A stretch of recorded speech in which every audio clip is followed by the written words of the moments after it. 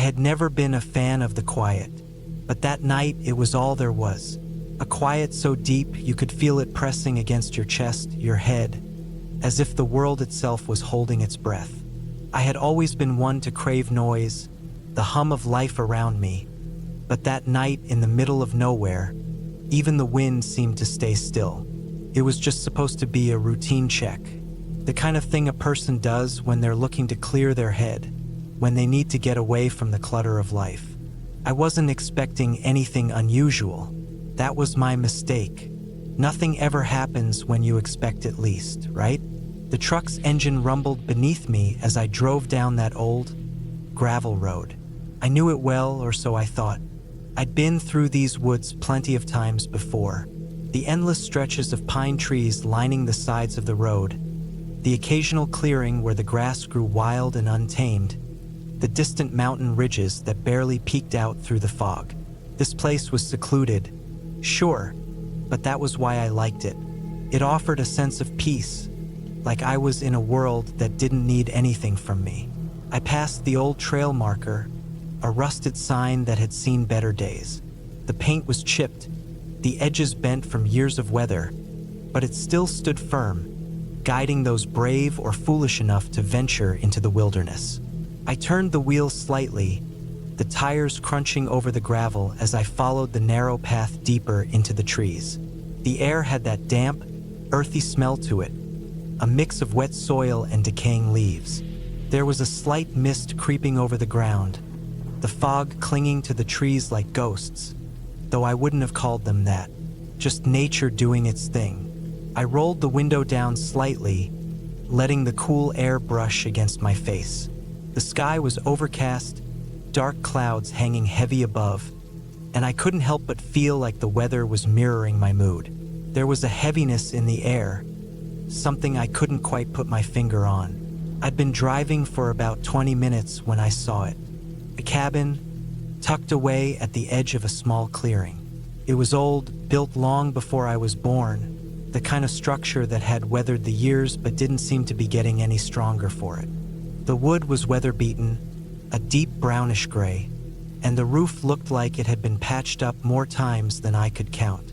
The windows were mostly boarded up, save for one that had a single cracked pane. I didn't think much of it at first, just a cabin, nothing more, but something about it felt wrong, out of place, like it didn't belong.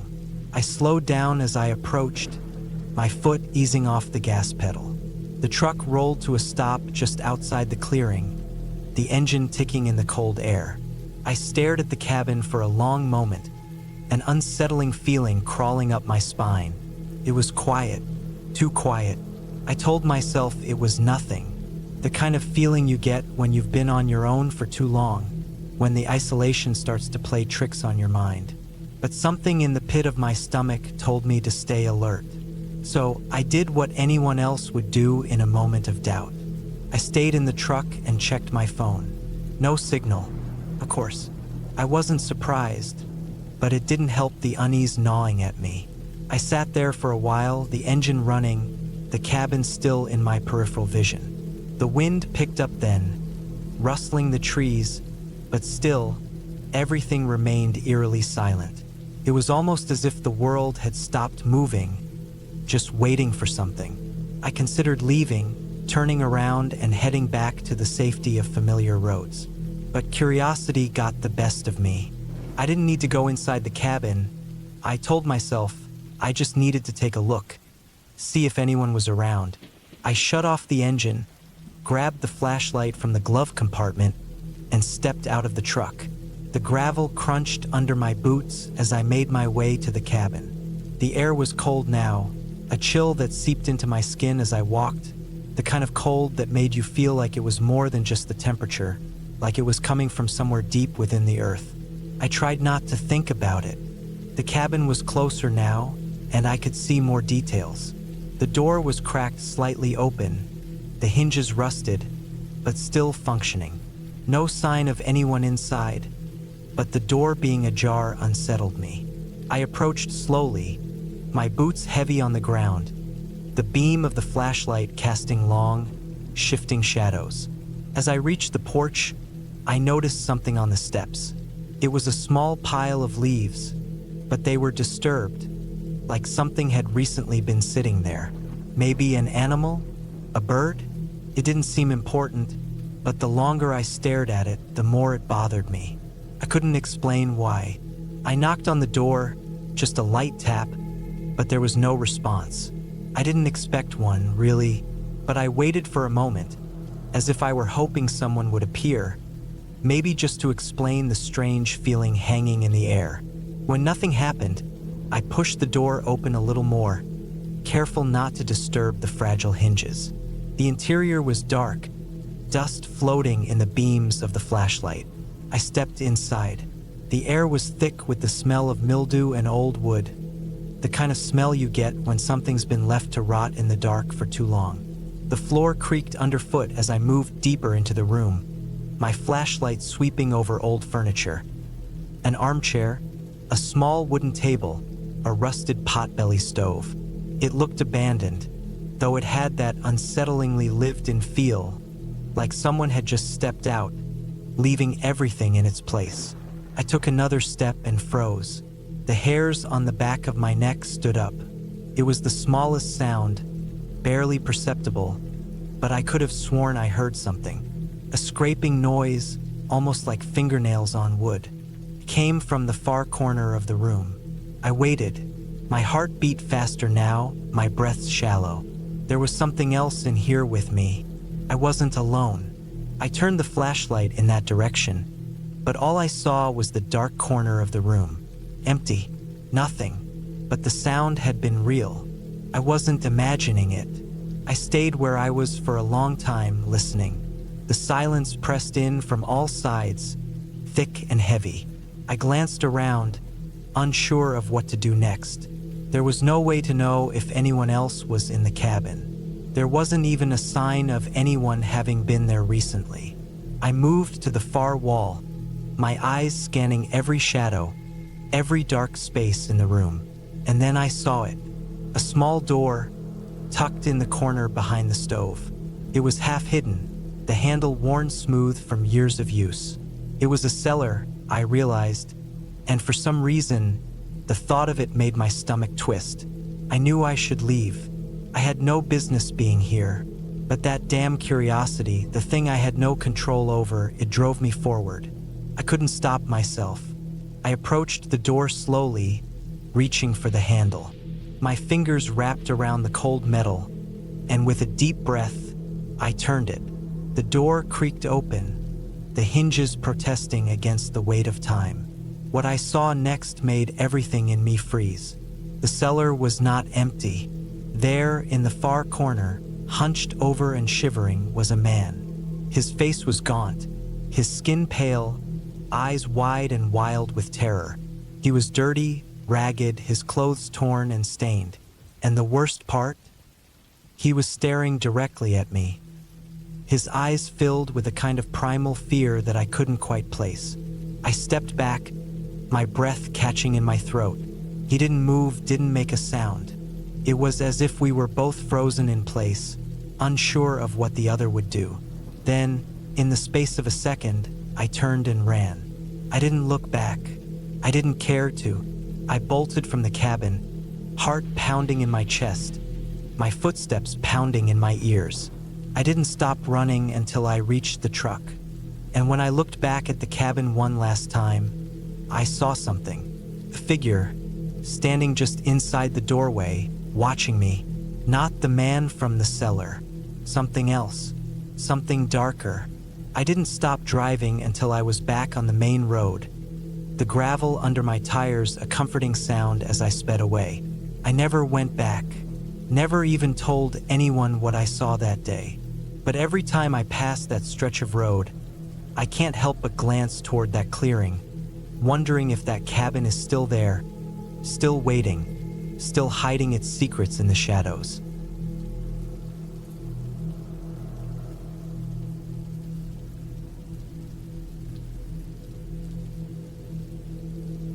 I had always thought I'd spend my retirement quietly, away from the hustle and bustle of city life. After spending 35 years working as a mechanic in a small town, I wanted something different, something simpler. So, I bought a small cabin on the outskirts of nowhere, tucked deep in the woods. The land was cheap, and the seclusion was exactly what I was looking for.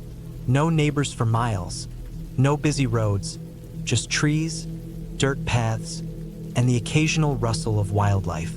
I figured I'd spend my days tinkering with old cars, working on the place, maybe even doing some hunting or fishing if I felt like it. It was supposed to be peaceful. First, everything was perfect. I didn't have to talk to anyone if I didn't want to.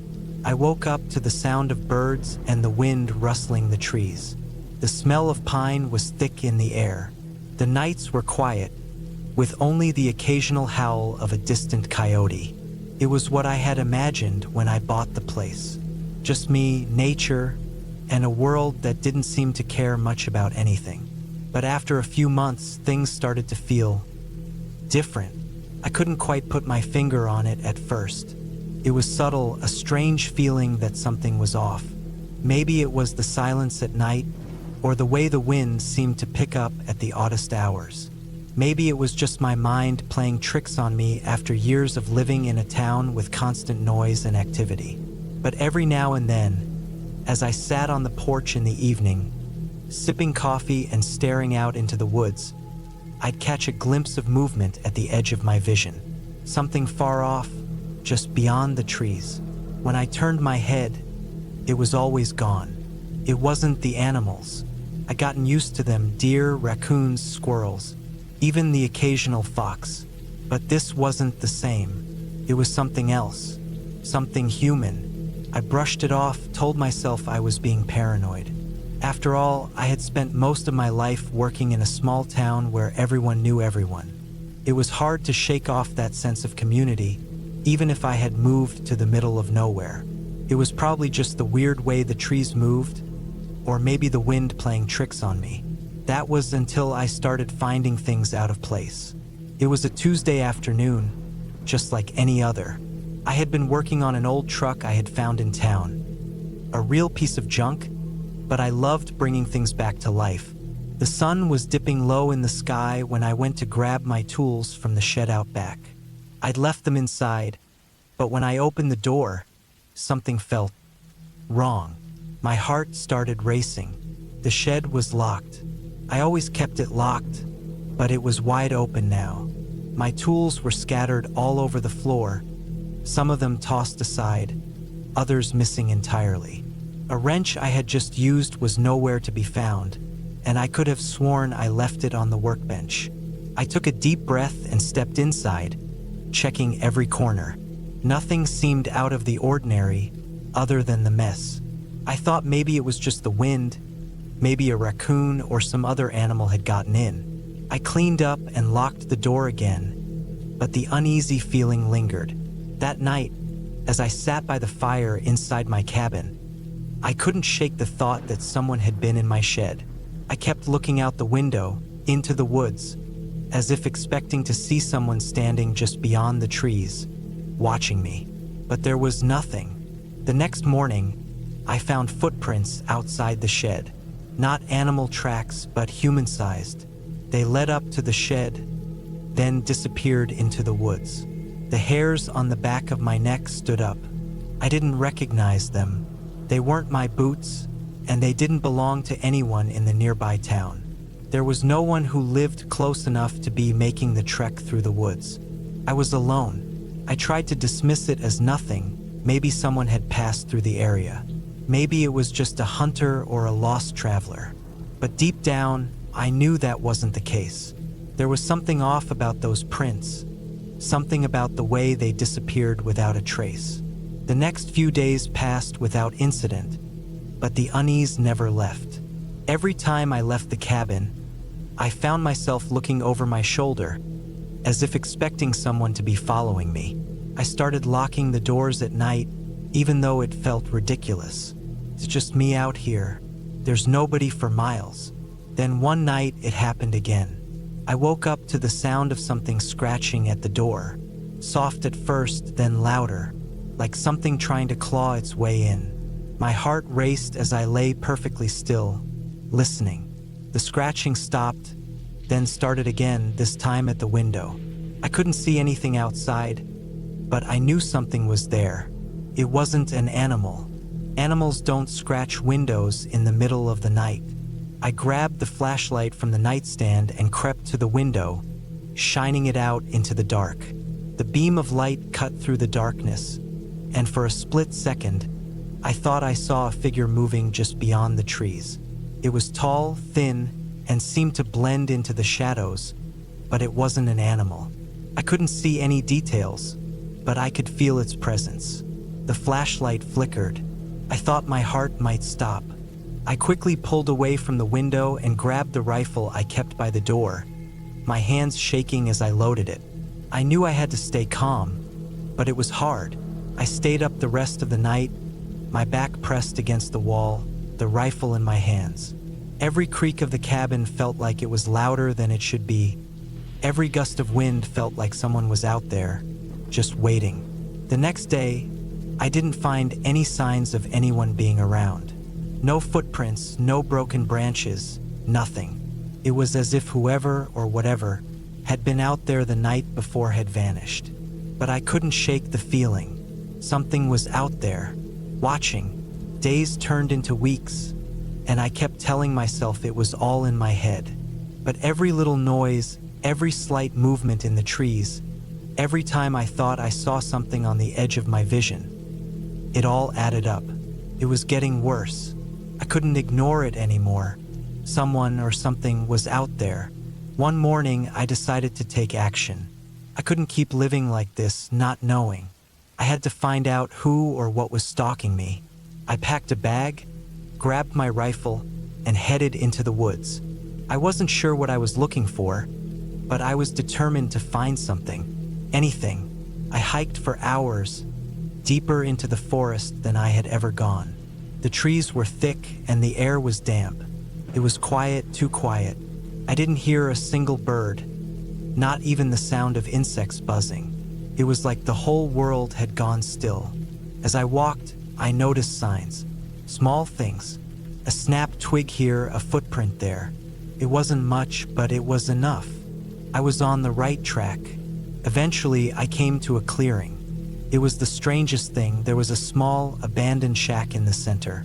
It was old, the wood was rotting, and the roof had caved in places. But it was still standing. I approached cautiously, my heart pounding in my chest. I could feel the hairs on the back of my neck standing up. Something wasn't right here. I slowly pushed the door open. It creaked loudly, the sound echoing in the still air. Inside, it was dark, but I could make out the faint outline of old furniture. Broken chairs, a rusty stove, and something in the corner that I couldn't quite make out. My flashlight flickered as I moved further inside, scanning the room. And then I saw it, a pile of old clothes stacked neatly in the corner. My stomach churned. The clothes looked fresh, like someone had been living here recently. The air grew thick, heavy with the feeling that I wasn't alone. Couldn't breathe. Suddenly, I heard a noise behind me, a rustle of leaves.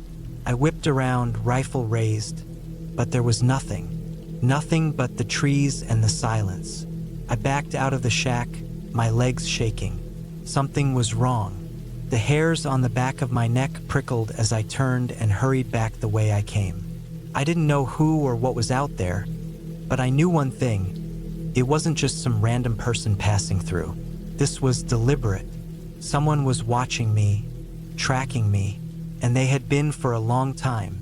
I made it back to the cabin that evening, my mind racing. I didn't sleep that night. I stayed awake, staring out the windows, waiting for the sound of footsteps in the woods. But the night was quiet, too quiet. There was no scratching, no movement, only the wind. The next morning, I packed my things. I wasn't going to wait around any longer. I didn't know who had been out there or why they had been watching me, but I was done. It wasn't worth the risk. I sold the cabin, left the land behind, and never looked back. As I drove away, I couldn't shake the feeling that someone, or something, was still out there, watching me from the trees. And for the first time in a long time, I felt a sense of relief. Whatever had been waiting for me in those woods wasn't my problem anymore. I was free. The woods were silent once more.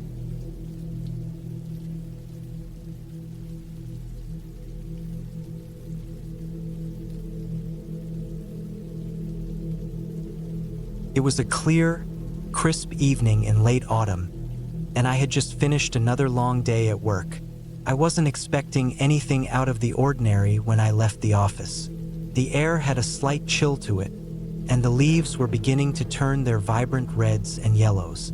I got in my truck and drove down the empty highway, the sort that stretched on for miles without a single light, just the dark landscape stretching out in front of me. The drive to my cousin's place was long, a good few hours from the nearest town, but it was always a quiet, peaceful drive. He lived deep in the woods, far from the nearest neighbor, an old farmhouse passed down through the family. It was a place for solitude, something I always appreciated when I needed to clear my head. As the miles rolled on, the light from the setting sun faded into a thick darkness. The headlights of my truck cut through the black, but beyond the beam of light, everything was obscured. The radio crackled with static, and I adjusted the dial, trying to find a station. It was one of those drives that felt like it would go on forever, the monotonous road stretching ahead, with the occasional turn or bump that brought me back to reality. At some point, the pavement turned to gravel, and I knew I was getting closer. The road twisted through the trees, the towering pine trees blocking out any trace of moonlight. There was something about the woods at night that always felt off, an eerie stillness that you couldn't quite explain. You wouldn't hear anything except the sound of your own breath and the occasional scurrying of wildlife in the underbrush. It was peaceful but unsettling at the same time. The house came into view just as I rounded a sharp curve. It was a large, two-story farmhouse, its silhouette dark against the sky. The porch light was on, casting a faint glow onto the gravel driveway. I pulled up and parked next to my cousin's truck, which was already there. The door opened before I even had a chance to knock, and I saw Greg standing in the doorway with a wide grin on his face. "You made it," he said, his voice booming in the quiet night. "I thought you were gonna get lost out there." I smiled and nodded, stepping inside. Greg had always been the outgoing one, the type who could charm just about anyone. He had a good sense of humor, always cracking jokes. But there was something about him tonight that felt different. A kind of restlessness in his eyes, like he was waiting for something. "You hungry?" he asked as he led me into the kitchen, where the smell of something savory filled the air. I nodded, sitting at the table as he went over to the stove. We spent the next hour catching up. It had been months since we last saw each other, and the conversation flowed easily, just like it always did. But even as we talked, I couldn't shake the feeling that something wasn't right. There was a sense of unease that lingered in the air. Greg kept glancing out the window, as if expecting someone or something. I didn't mention it, but I could tell he was on edge. After dinner, Greg suggested we go for a walk in the woods. He said he liked to clear his mind at night, walking through the trees and listening to the sounds of the forest. I didn't see the harm in it, so I agreed. We grabbed a couple of flashlights and headed out the back door, stepping into the cool night air. The woods around the house were dense, the trees so close together that the path between them barely allowed us to pass. As we walked, I couldn't help but feel like we were being watched. The hairs on the back of my neck stood up, and every small sound seemed amplified in the quiet of the forest. The crunch of leaves beneath our boots felt too loud, and the wind rustled the branches above us, sending a chill down my spine. I glanced at Greg, but he seemed unfazed, his eyes scanning the woods like he was looking for something. "This place is beautiful at night," Greg said, his voice almost a whisper. "But you get used to the quiet out here. Sometimes it feels like the woods are alive." I laughed, trying to shake off the unease, but his words hung in the air. The silence of the woods felt thick, suffocating, and I couldn't help but feel that something was lurking just beyond the trees, watching us.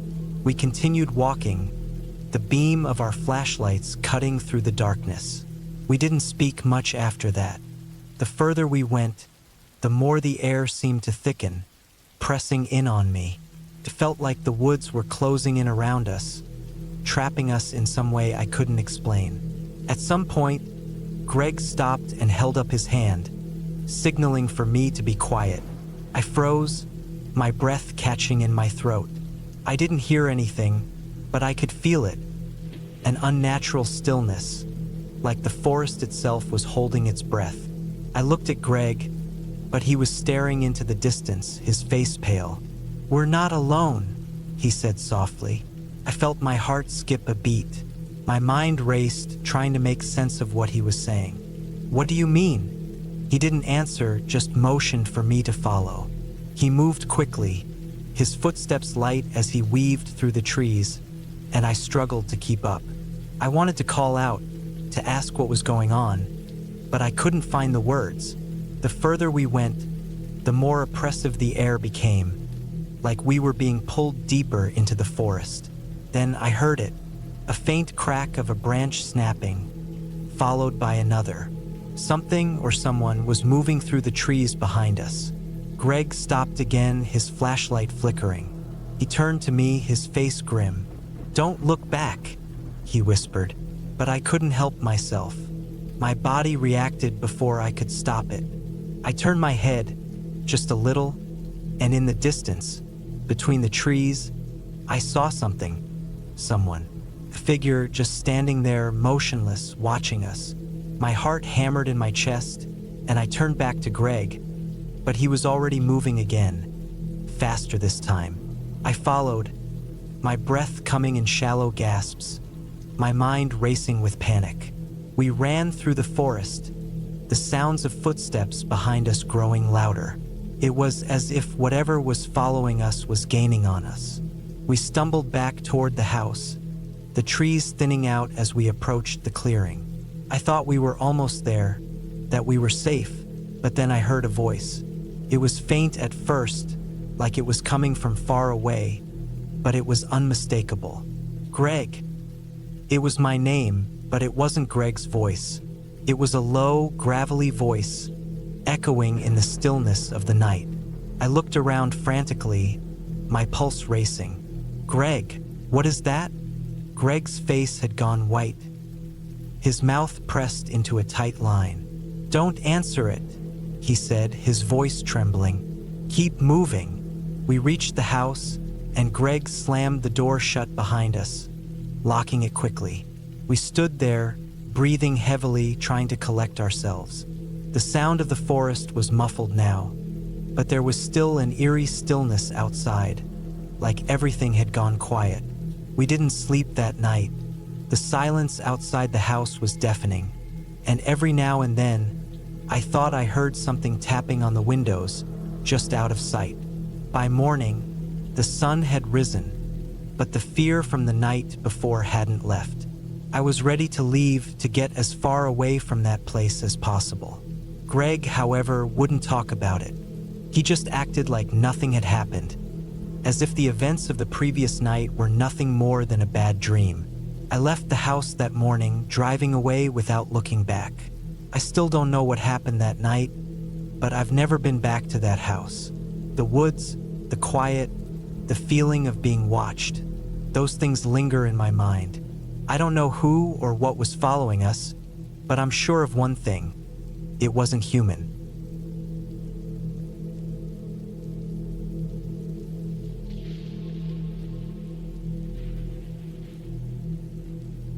I was driving through the middle of nowhere when I first saw the man. It was late, past midnight, and I had been on the road for hours. I was heading west, cutting through a stretch of back roads that barely counted as highways, trying to make good time. My tank was half full, my headlights stretched out into the dark, and my only company was the distant hum of the engine and the occasional flicker of a road sign warning of deer. There was nothing else, no streetlights, no houses, no gas stations. Just an endless stretch of pavement cutting through the emptiness. I hadn't seen another car in miles. Then I saw him. At first, I thought he was a deer, just another shape on the side of the road. But as I got closer, I realized it was a man, standing near the edge of the highway, just beyond the reach of my headlights. He was still unmoving, not hitchhiking, not waving for help, just standing there. Something about him didn't sit right. Most people, if they were stranded, would try to flag someone down, or they'd be on their phone calling for help. But this guy, he wasn't doing any of that. He was just standing there, still as a statue, watching the road, watching me. I gripped the wheel and kept driving. I passed him quickly, my headlights washing over him for just a second before he disappeared into the dark behind me. I only got a brief look, tall, thin, dark clothes, but no real details. His face was just a blur, turned slightly away from the light. I didn't slow down. I didn't stop. I just kept driving. A few minutes passed, and I tried to shake the feeling that had settled over me. It was nothing, just some guy. Maybe his car broke down. Maybe he was waiting for someone to pick him up. There were a dozen logical explanations, but something about the way he was standing there, just watching, had put a bad feeling in my gut. I shook it off and kept going. Then I saw the second man, farther up the road, standing the same way, still motionless, just beyond the reach of my headlights. Same dark clothes, same thin frame, same eerie, unnatural stillness. I felt my chest tighten. I passed him the same way I had the first one, my hands gripping the wheel tight. This time, I tried to get a better look at his face, but I still couldn't make out any details. He was just a shape, just a dark figure against the empty backdrop of the highway. I checked my rearview mirror, half expecting him to turn and start walking toward my car, but he didn't move. Neither had the first one. I kept driving. The next time I saw one, I was ready for it. He appeared just like the others, standing perfectly still at the edge of the road, waiting. This time, my heart was pounding. I kept my foot steady on the gas, trying not to look directly at him. But as I passed, I noticed something. They weren't the same man, but they all looked similar. Same height, same build, same clothes. It wasn't normal. I didn't know what was going on, but I knew I didn't want to stop to find out.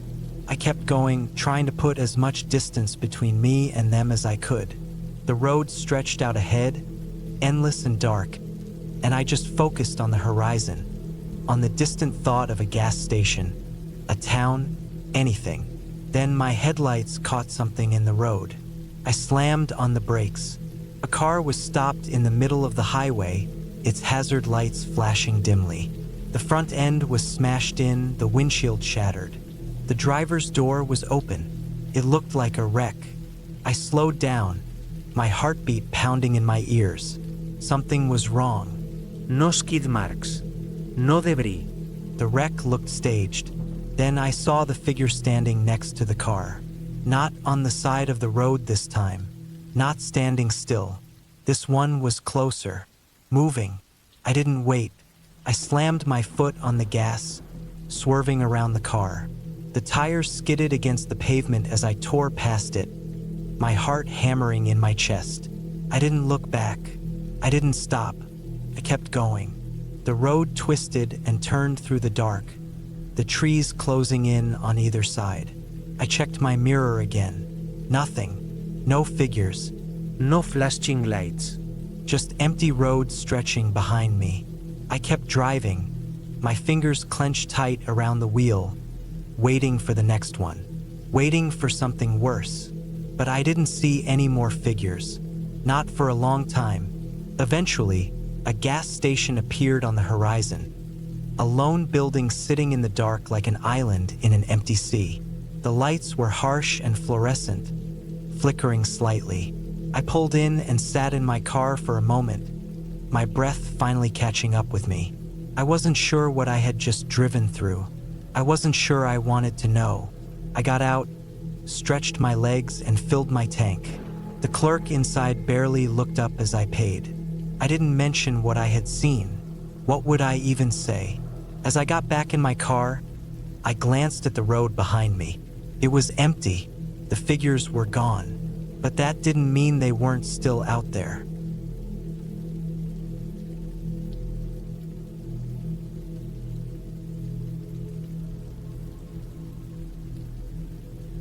I had always liked being alone in the wilderness. Something about the silence, the way the air smelled cleaner, the way I could hear every little sound, the rustling of leaves, the crunch of twigs under my boots, the distant call of some bird I couldn't name. It was peaceful. It was simple. It was the only place that ever really made sense to me. That's why I was out there that weekend, deep in the backcountry of Utah, miles from anything. I had driven as far as my truck would take me down a dirt road that barely counted as a road, then hiked another 6 miles on foot. No trails, no markers, no signs of human life. Just me, my pack, and the trees. I had brought a rifle, not because I was expecting trouble, but because I knew better than to be out in the middle of nowhere without one. You don't go unarmed into the wild. That was something my dad had drilled into my head as a kid. It wasn't just the animals you had to worry about, it was people too. The first night was quiet. I built a small fire, ate a simple meal of jerky and trail mix, and settled into my tent early. The wind whispered through the trees, and the stars stretched endlessly overhead. It was the kind of night that reminded me why I came out here in the first place. The second night was when things changed. I had spent the day exploring the area, following a creek that wound through the valley, filling my water bottles, and just enjoying the solitude. By the time I got back to camp, the sun was already sinking behind the mountains.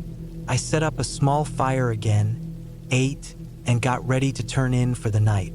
Then I heard it, a sound in the distance.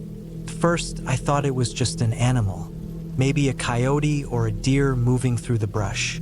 But then I heard it again, closer. It wasn't an animal. It was footsteps, slow, deliberate, coming from the trees to my right. I froze, listening. The fire crackled beside me, casting flickering shadows on the ground. My rifle was within arm's reach, but I didn't grab it. Not yet. I just sat there, staring into the darkness, waiting. The footsteps stopped. The silence stretched. Then, from somewhere just beyond the edge of the firelight, I heard something that made my skin crawl. It was my own voice, not an echo, not my own breathing or the wind carrying a distorted sound. It was my voice, just one word. Hello. It was soft, just loud enough to hear. I felt my stomach twist. My hand tightened around my rifle. I didn't say that. I didn't say anything. And yet, I had heard my own voice, clear as day, coming from the trees. I didn't move. I barely breathed. Then, from a little farther to the left, I heard it again. Hello. Exactly the same. My voice, but not me. I grabbed my rifle, stood up slowly, and aimed it toward the trees. I didn't fire. I didn't even raise the barrel fully. I just held it, ready. Then something stepped into the firelight. It looked like a man, tall, thin, dressed in tattered, dirty clothes. His skin was pale, almost gray in the flickering light. His hair hung in uneven clumps around his face. And his eyes were wrong. Too dark, too deep, like they weren't really eyes at all, just empty holes. I didn't say anything. I just stood there watching. He opened his mouth, and then, in my voice, he spoke again. Hello. The exact same tone, the same inflection, the same everything. My finger tensed on the trigger. Then he moved, not like a person, not like anything I had ever seen before. His arms jerked first, too fast, too sharp. Then his legs followed, bending in a way that made my stomach lurch. He twitched, shifted, then took a step closer. I backed away, rifle raised. Then he smiled. His teeth were wrong. Too many, too sharp, too uneven, like they had been shoved into his mouth at random. I took another step back. He took another step forward. Then he tilted his head, just slightly, like he was listening for something. And then he whispered something, not in my voice, in my mother's. Just one word. My name. I don't remember making the decision to fire. My body acted before my mind caught up. The shot rang out, echoing through the trees. He jerked back, stumbled, and for a split second, I thought I had hit him. Then he started laughing. It was wrong. Choked, wheezing, like he had never laughed before and didn't understand how. Then he moved, faster than anything should move. I turned and ran. I don't remember grabbing my pack, but I must have, because when I finally stopped running, I still had it slung over my shoulder. I ran blindly, crashing through the trees, not caring about the noise, not caring about anything except getting away. I didn't stop until I physically couldn't run anymore. I collapsed against a tree, gasping for breath, rifle still clutched in my hands. The forest was silent, too silent. No wind, no insects, no distant calls of animals. Just empty, suffocating quiet. Then, from somewhere far too close, I heard it again. My name. Not in my mother's voice this time, in my father's. I ran again. I don't know how long. It felt like hours. The trees blurred past me. My legs ached. My lungs burned. I tripped, fell, got back up, kept going. Somehow, I found my way back to my truck. The moment I saw it, I almost collapsed in relief. I fumbled with my keys, hands shaking so bad I could barely get the door open. Then, just as I was about to climb inside, I heard something. Not behind me, not in the trees, from the passenger seat. Soft, mocking. My voice. Hello. I didn't look. I slammed the door shut, locked it, and turned the engine over so fast I nearly flooded it. Then I floored it. I didn't stop driving until the sun was high in the sky. I don't know what I saw out there. I don't know what followed me, but I do know one thing. I'm never going back.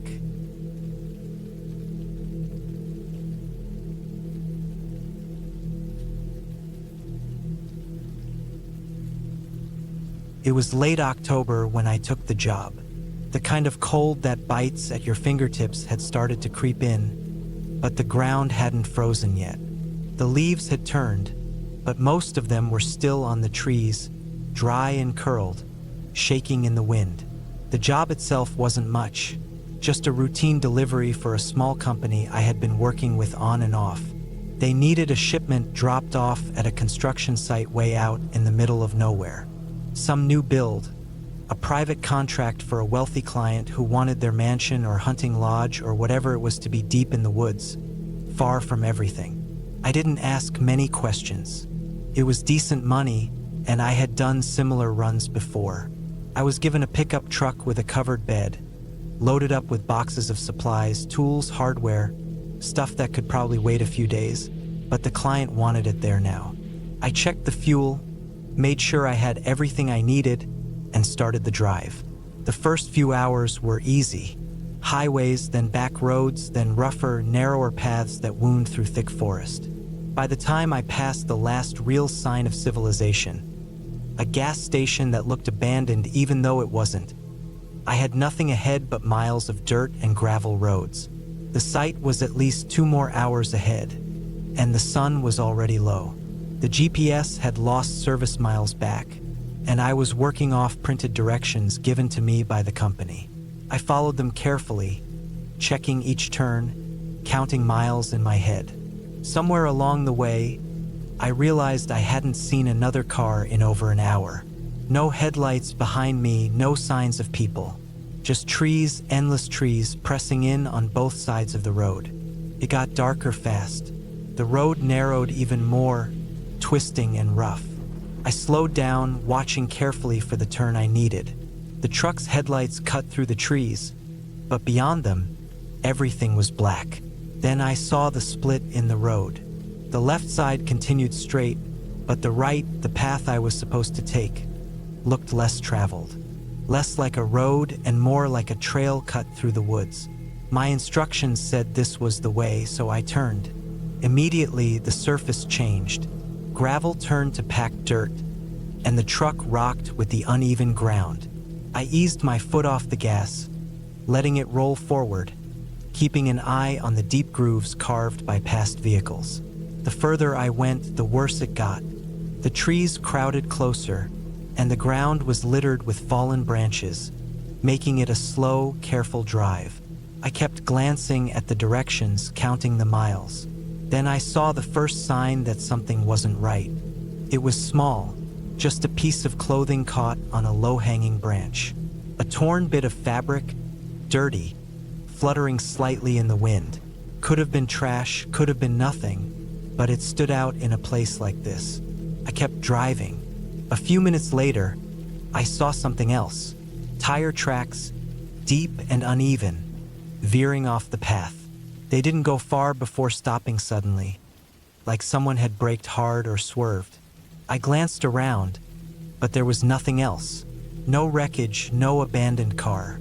Just those marks in the dirt, like someone had been here, but left in a hurry. I kept moving. The truck rocked as I hit a rough patch, the suspension groaning. The trees seemed even closer now, branches scratching against the sides of the vehicle. My headlights caught something up ahead, and I instinctively slowed.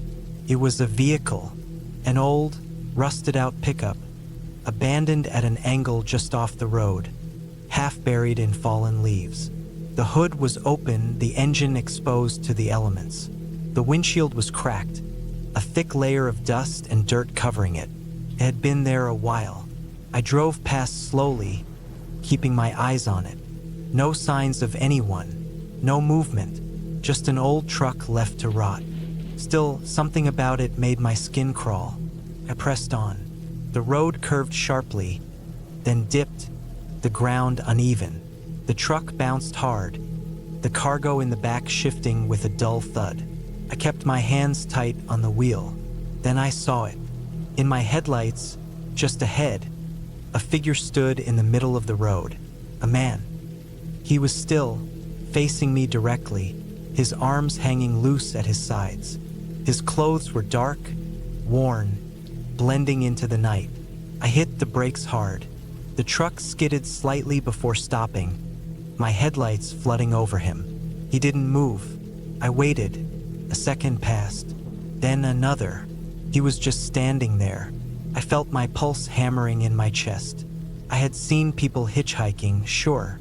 I had seen weird things on back roads, but this was different. This guy wasn't signaling for help. He wasn't moving toward the truck.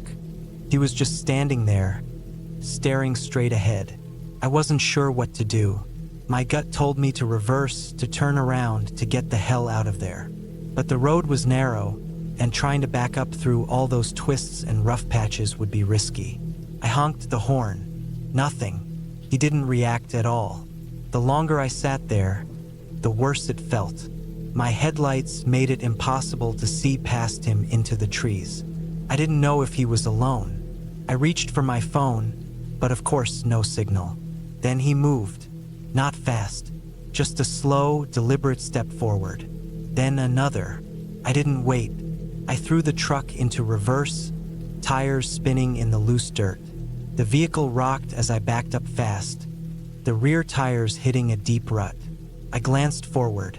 He was still walking, same pace, straight toward me. I kept reversing, trying to stay steady. The road was too rough to go fast, but I kept my foot down. Then I saw something in the trees. Another figure. This one barely visible, just a shape in the darkness. Then another. There were more of them. I slammed the gear into drive. I didn't care about the road, didn't care if I wrecked the truck. I just floored it. The man in the road didn't move fast enough.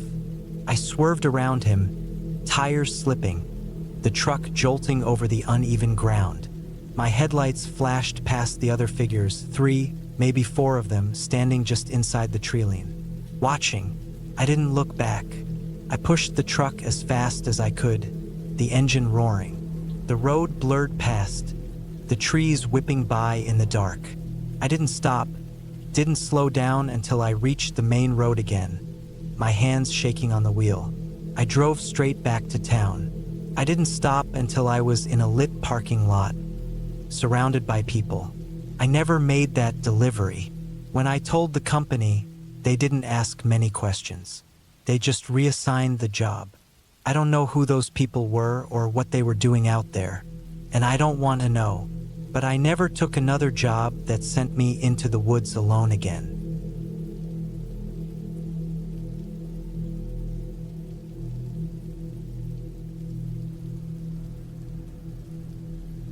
The night was as still as it could possibly get. I remember thinking that there was something unsettling about the way the world seemed to hold its breath in those hours before sunrise. We were deep into the woods, miles from the nearest town, working on a project my boss, Raymond, had been overseeing for months. I wasn't sure why we were here, further away than any reasonable person would want to go. But the project was important to him. It was supposed to be the start of something big. It was all I'd heard about for the past year. New construction, new deals, new clients. Yet here I was in the middle of nowhere, in a place that felt completely disconnected from anything that could be called civilization. The job had started normal enough. We were surveying the land, marking out spaces for future buildings. The company was planning to buy the land and build something impressive: homes, offices, stores, the usual. What exactly? Raymond hadn't been clear. All I knew was that this was his dream project. He was already talking about how this was going to put him on the map. So naturally, I had to tag along. It wasn't like I had much of a choice. Raymond was one of those bosses that liked to bring people out to see the big picture, even when there wasn't much to see. The first couple of days were boring, just trekking through thick, untamed woods, measuring the land, and dealing with the logistics. It was just the two of us out there. But then, as the days went on, something started to feel wrong. At first, it was small things, tripping over roots in places where I was sure I hadn't tripped before. Hearing what I could have sworn were voices in the distance, though there was no one out there. I thought it was nothing at first, just my mind playing tricks. But Raymond started acting weird, too. At first, I thought it was just his usual overzealous personality, but over the next few days, he started becoming more distant. He would stay up late, sketching things on his notepad, muttering to himself. Sometimes I'd hear him whispering things I couldn't quite make out. One night, it got worse. It had started to rain earlier in the evening. A heavy, relentless downpour that turned the roads to mud. We were supposed to head back to the truck, but Raymond insisted on staying a little longer. The rain didn't bother him.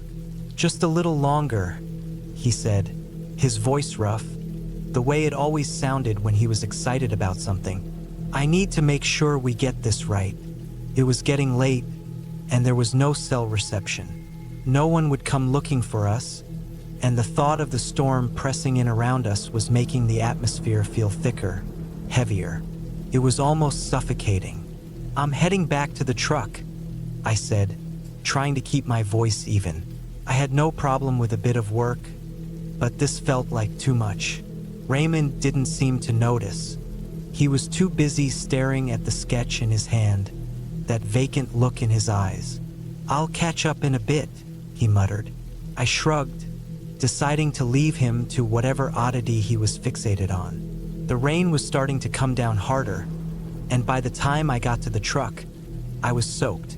The thought of starting the engine and driving away from the woods was comforting, but I couldn't do it. I knew Raymond would be pissed. So, I waited in the truck, half watching the storm, half trying to make sense of what had been going on lately. The minutes stretched into what felt like hours.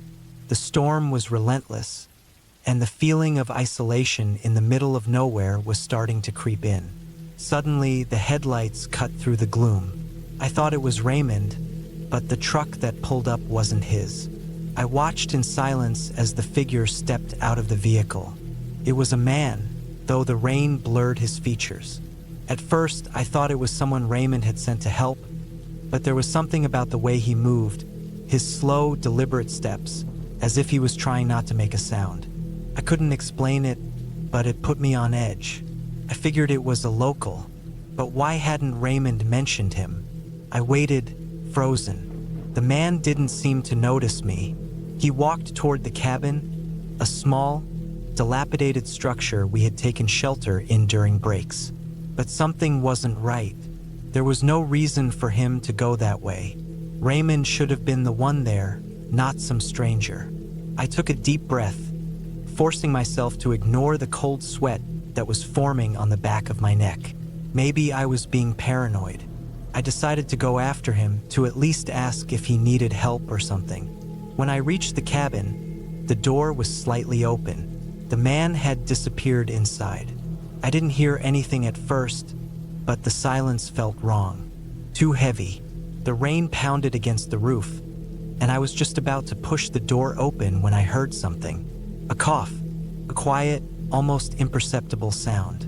My heart raced, but I didn't turn back. I pushed the door open. Inside, there was no one, just Raymond, slumped in one of the chairs. His eyes were wide, and there was a look of terror on his face I had never seen before. He looked like he had seen something that had broken him, completely shattered him. His hands were shaking as he clutched his notebook, scribbling something in it. I couldn't make sense of what he had written, but I knew something wasn't right.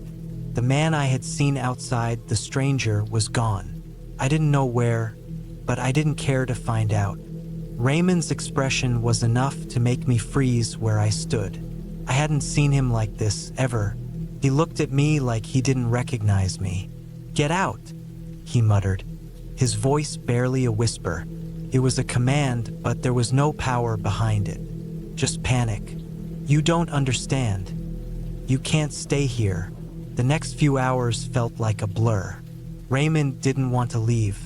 He insisted that we were on the verge of something big, something important, but that we were also being watched. The way he spoke made it sound like he was being hunted, like there was something much darker going on than I could understand.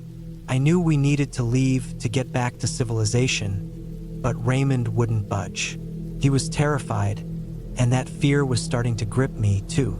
The rest of the night passed in a haze of rain, half-delirious sleep, and an overwhelming sense of dread. In the early morning hours, I knew we had to leave. We packed up and made our way back to the truck. Raymond barely spoke the entire time. The woods, once so expansive, felt more like a prison. By the time we hit the main road, the storm had finally begun to subside. The land behind us seemed as vast and empty as it had before, but I couldn't shake the feeling that something wasn't right. Something out there was watching us. As we drove away, I couldn't help but wonder, had we been followed? Was there really someone out there in those woods? Or had Raymond's mind finally cracked? I looked at him one last time. His eyes were still wide, his knuckles white from gripping the seat, his face pale. We never talked about what happened that night.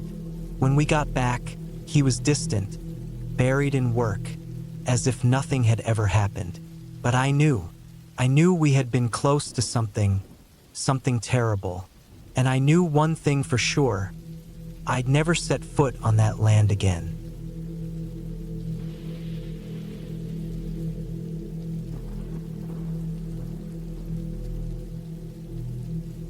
It was a cold night when we got the call. A remote property deep in the woods, miles away from the nearest town, had been flagged as the location of a suspected drug operation. It wasn't just some small-time dealer cutting product in a basement. We were talking large-scale manufacturing, a distribution point for the entire region. The kind of place that didn't just have a few guys with handguns. The kind of place where people went missing if they got too close. I had been in law enforcement for over a decade. I had seen what people were capable of. I had seen the worst parts of human nature, the kind of evil that couldn't be reasoned with. I knew that places like this didn't run without bloodshed. They didn't operate without a few unmarked graves in the woods. The briefing was short and to the point. A property sitting over 30 miles from the nearest paved road, surrounded by dense forest. No electricity running from the grid, no landlines, satellite phones at best. Our department had been tipped off about heavy activity in and out of the area. Cargo vans making trips at odd hours, a few missing persons who were last seen heading that way, and a local hunter who found tire tracks deep in the woods where there shouldn't have been any. The Bureau had been keeping an eye on it for weeks, gathering intel, and they finally gave us the green light. The plan was simple: get in fast, hit them hard, secure the site. But I knew better. Plans fell apart the second the first shot was fired. We moved in before dawn. It was bitterly cold, the kind of cold that clung to your skin no matter how many layers you wore. The wind cut through the trees, carrying the sound of the leaves rustling, the distant hoot of an owl, and the occasional snap of a twig underfoot. We had parked the SUVs a good 2 miles from the target location, moving in on foot to avoid detection. The forest was thick, the kind that swallowed up sound and light. Our flashlights stayed off. Only the faint glow of the moon and our night vision guided us. I could hear my own breathing in my headset, steady but slow. The weight of my rifle was familiar in my hands, comforting in a way that only a weapon could be when you knew you might have to use it. We crept closer, fanning out into our assigned positions. The property was in a clearing, a long, low building with a few smaller outbuildings scattered around. There were no lights, but we could see movement. Shadowy figures passing behind the windows, trucks parked outside, their beds loaded with crates. Then came the signal. The breach was fast. Explosive entry through the main door, smoke and splinters flying as we flooded in. Shouts, the sound of bodies moving, the sharp crack of gunfire. I moved in with my team, sweeping the first room, clearing corners. A man lunged from the shadows, something in his hand. I fired before I even had time to think. He dropped. The air was thick with the smell of gunpowder, blood, sweat. The sounds of struggle, of men fighting for their lives. I saw one of our guys go down, blood spraying across the floor as a shotgun blast caught him in the side. We pushed forward, deeper into the building. The layout was strange, winding hallways that led to reinforced doors, rooms with heavy-duty locks, a lab filled with chemical barrels and industrial equipment. This wasn't just a drug den. This was a full-blown operation. We had expected resistance, but nothing like this. These guys weren't just criminals.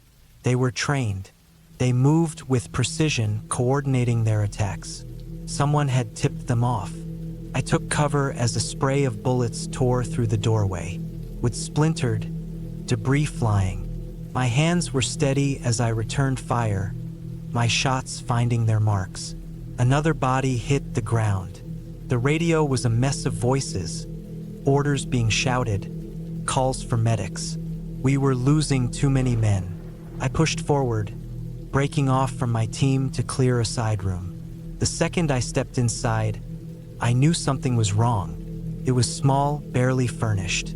A cot in the corner, a bucket, a chain bolted to the floor, and in the corner a figure, thin, pale, eyes wide with terror. A woman. She flinched as I stepped closer, her wrists raw from the cuffs that had held her. Her clothes were torn, her face bruised. She wasn't just a hostage. She was a prisoner. I reached for my radio, but before I could speak, the gunfire outside roared back to life. The building shook with the force of an explosion. Smoke poured through the doorway, thick and choking. I grabbed the woman, pulling her to her feet. She was weak, barely able to stand. I half-carried, half-dragged her through the building, my heart hammering against my ribs. Outside, the fight wasn't over.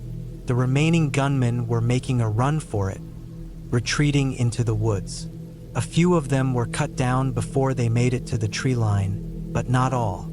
I handed the woman off to one of the medics before moving to secure the perimeter. The forest was dark, swallowing up the figures that disappeared into it. We weren't going to catch them all. Not tonight. By the time the sun began to rise, the scene was a mess. Bodies, blood, shell casings littering the ground. The lab was in ruins, its equipment destroyed. The air still smelled like burning chemicals. We had taken the place down, but it didn't feel like a victory. We had lost too many good men. Too many had gotten away. And I knew, standing there in the cold morning light, that this wasn't over. Not by a long shot.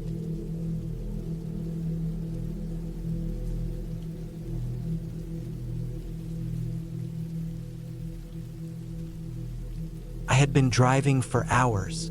The road stretched out ahead of me, a narrow strip of cracked asphalt surrounded by an endless sea of dry, empty land. No houses, no buildings. No streetlights. Just the occasional twisted fence post or rusted-out car husk sinking into the dirt. I was somewhere in Texas or maybe New Mexico. I honestly wasn't sure anymore.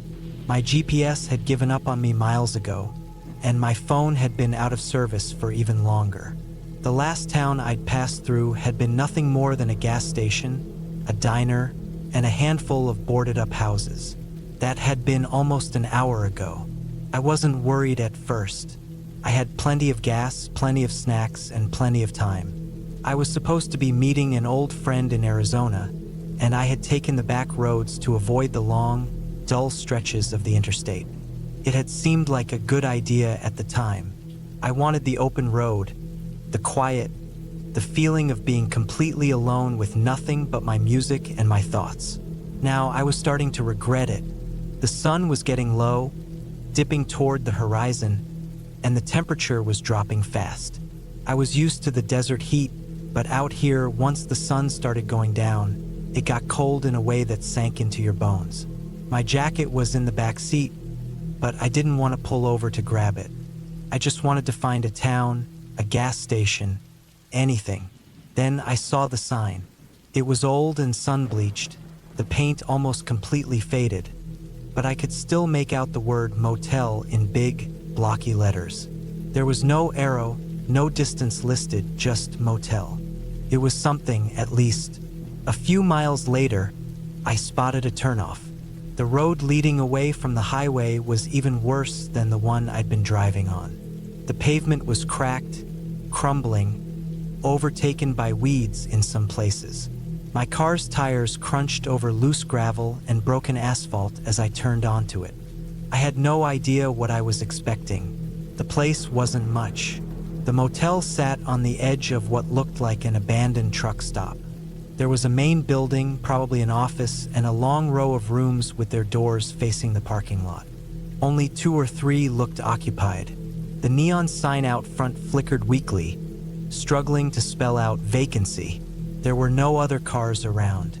I parked near the office and shut off the engine. The silence that followed was unnerving. I hadn't realized how much I had come to rely on the background noise of the highway, the hum of the tires on the road, the faint buzz of the radio, the occasional gust of wind against the windows. Now, all I could hear was the faint creaking of the motel sign as it swayed in the breeze. I stepped out of the car and stretched, trying to shake off the stiffness from driving so long. The air smelled dry and metallic, like dust and old rust. The office door was locked. There was no bell, no sign, nothing. I knocked, waited, no answer. I knocked again, harder this time. Still nothing. I was about to give up when I noticed a small, handwritten note taped to the window. Rooms, $30 cash. Pick a key. Pay in the morning. Asterisk, asterisk, I looked down. A dusty wooden box sat on a folding table beneath the window. Inside were a handful of room keys, each one attached to an old plastic tag with a room number written on it. This was strange. I had stayed in some rundown motels before, but I had never seen anything like this. It was too trusting, too weird, but I was tired. I wasn't about to get back on the road and keep driving through the middle of nowhere in the dark. I took a key, room 7, then grabbed my bag from the car. The room was about what I expected. Small, outdated, and musty. The carpet was old and stained. The wallpaper was peeling in places, and the bedspread was an ugly shade of brown with a pattern that looked like it belonged in a truck stop from the 1970s. But it was a bed. It was a roof over my head for the night. I locked the door behind me, slid the deadbolt into place, and set my bag down on the rickety chair by the window. Then I heard it, a soft, deliberate knock. Not at my door, at one of the other rooms. I froze, listening. Another knock, then silence. I moved to the window and peered through the thin curtains. Nothing. Just the empty parking lot and the other rooms, all dark except for one, room 3. A dim light leaked from the gap beneath the door. I watched for a long time, waiting to see if someone would step outside. Nothing. Eventually, I convinced myself I was just tired, that I was letting my imagination get the best of me. I turned off the light, kicked off my boots, and lay down on the bed. Then the knocking started again. Soft, slow. This time it was closer. I sat up, heart pounding. Another knock, right outside my door. I didn't move. I didn't breathe. I waited. The knocking stopped. I counted to 10, then 20, then 30. Silence. I stood up slowly, careful not to make a sound, and moved back to the window. I pulled the curtain back just enough to see outside. A figure stood in the parking lot. Tall, thin, standing perfectly still, facing my room. They weren't moving. They weren't doing anything, just standing there. I let the curtain fall back into place, my heart hammering. I reached for my phone. Still no service. I thought about opening the door, calling out, but something in my gut told me not to. I waited. Minutes passed. When I finally got the nerve to check the window again, the figure was gone. The parking lot was empty. I barely slept that night. Every creak, every shift in the wind made my skin crawl. I stayed up, listening, waiting for the knocking to come back. It never did. By the time the sun started creeping over the horizon, I had already packed my bag and was ready to go. I stepped outside into the cold morning air, my breath visible in the dim light.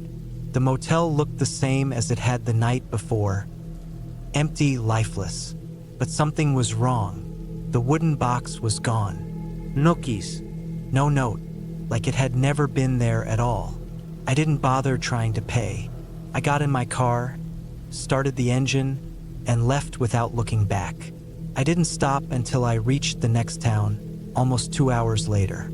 When I finally pulled into a gas station and told the clerk where I had stayed the night before, he just stared at me wide-eyed. "That place?" he said, shaking his head. "That motel shut down years ago."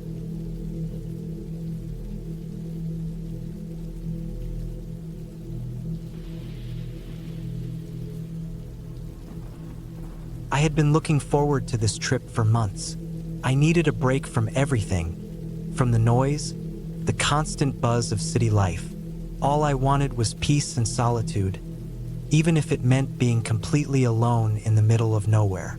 The plan was simple: set up camp, enjoy the silence, and clear my head. Montana was perfect for that. I chose a spot deep in the forest, miles away from the nearest town. It was the kind of place where, if something went wrong, no one would know for hours, maybe even days. But that was exactly what I was after. No distractions, just me and the trees. I arrived on a Tuesday afternoon. The drive had been longer than I anticipated, but the weather was perfect. The sun was still high, casting long shadows over the winding dirt road. I felt a wave of relief as I turned off the engine and got out of the truck. The air was crisp, and the smell of pine filled my lungs. It was exactly as I had imagined. I grabbed my gear from the back: tent, sleeping bag, food, water, a few tools, and started walking toward the spot I had scouted on the map. It took me about an hour to find the clearing, a small, almost perfect patch of flat ground nestled between a cluster of thick trees. A creek ran nearby, its sound soothing and constant. I figured I'd set up camp by the water, a short walk to a fire pit I'd read about in a local guidebook. This was the life I wanted, just me, the forest, and a sense of peace that could only come from isolation. As I started setting up the tent, I heard the first odd thing.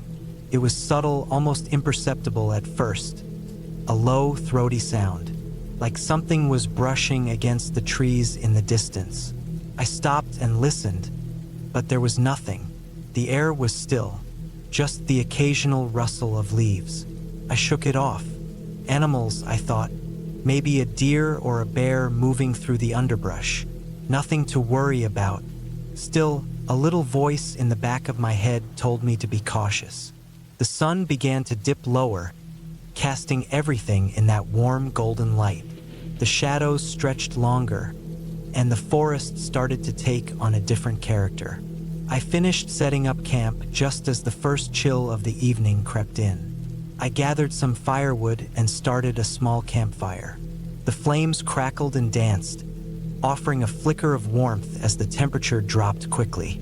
The quiet was almost overwhelming. I was alone. There was no sound except for the occasional crack of a branch in the distance. As night settled in, the forest felt like it was watching me, its every movement slow and deliberate.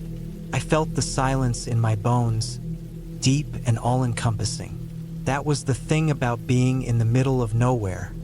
Everything felt more intense. Even the smallest noise seemed to echo.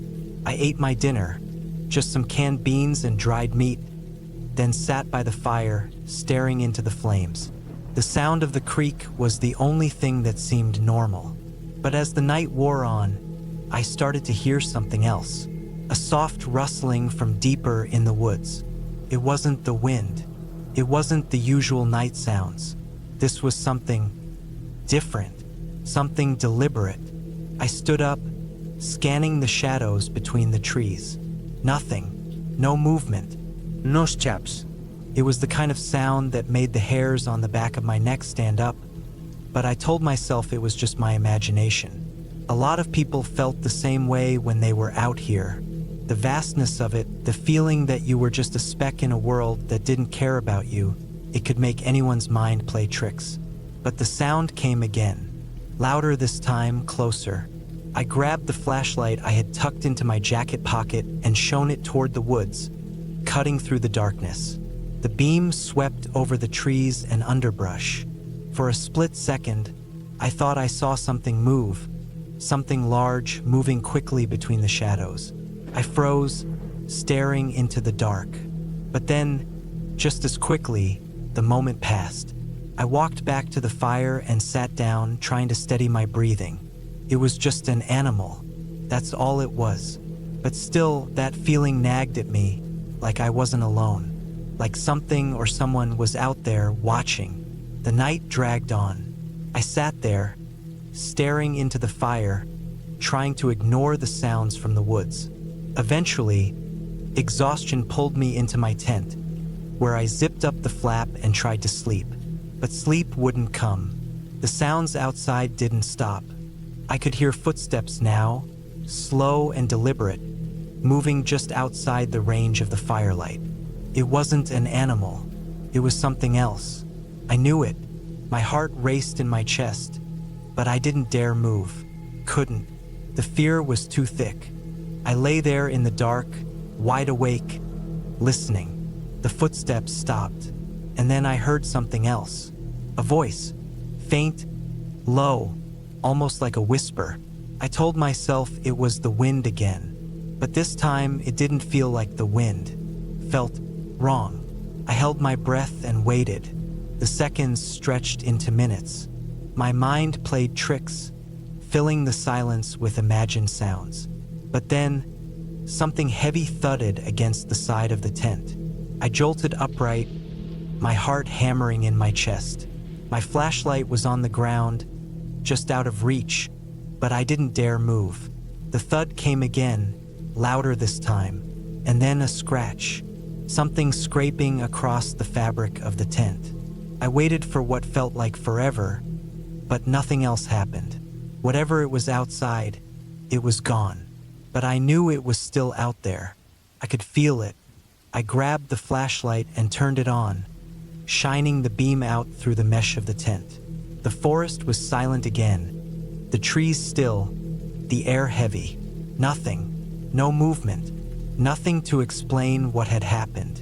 I lay back down, trying to calm my breathing. My mind raced, but there was no way I was going to get any sleep. I had to make it through the night. I just needed to get through until morning. That was the only thing that mattered. Dawn finally came. The first rays of light pierced through the trees, casting everything in a pale, soft glow. I waited until I could see clearly before I unzipped the tent and stepped outside. The forest was as it had been the day before, calm and serene. But there were signs. Footprints in the dirt near the fire pit. Deep, heavy prints, almost like boots. And something else, scratches along the base of a nearby tree, like something had been dragged against it. I packed up my camp quickly. My nerves were shot, but I had to get out of there. The feeling that I wasn't alone never left me.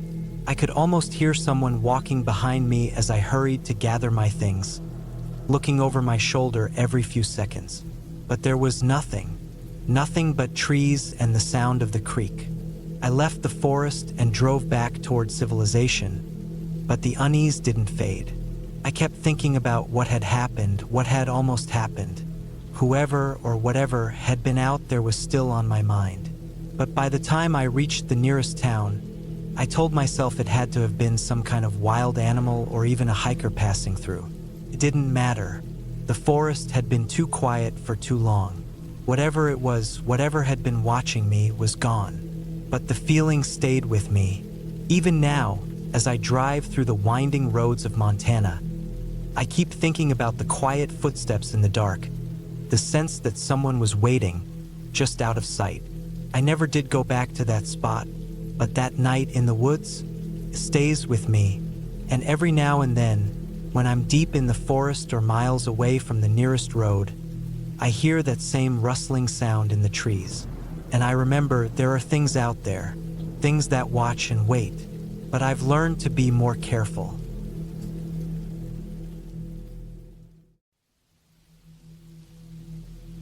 I had been on the road for hours, driving down a 2-lane highway that cut through a vast, empty landscape.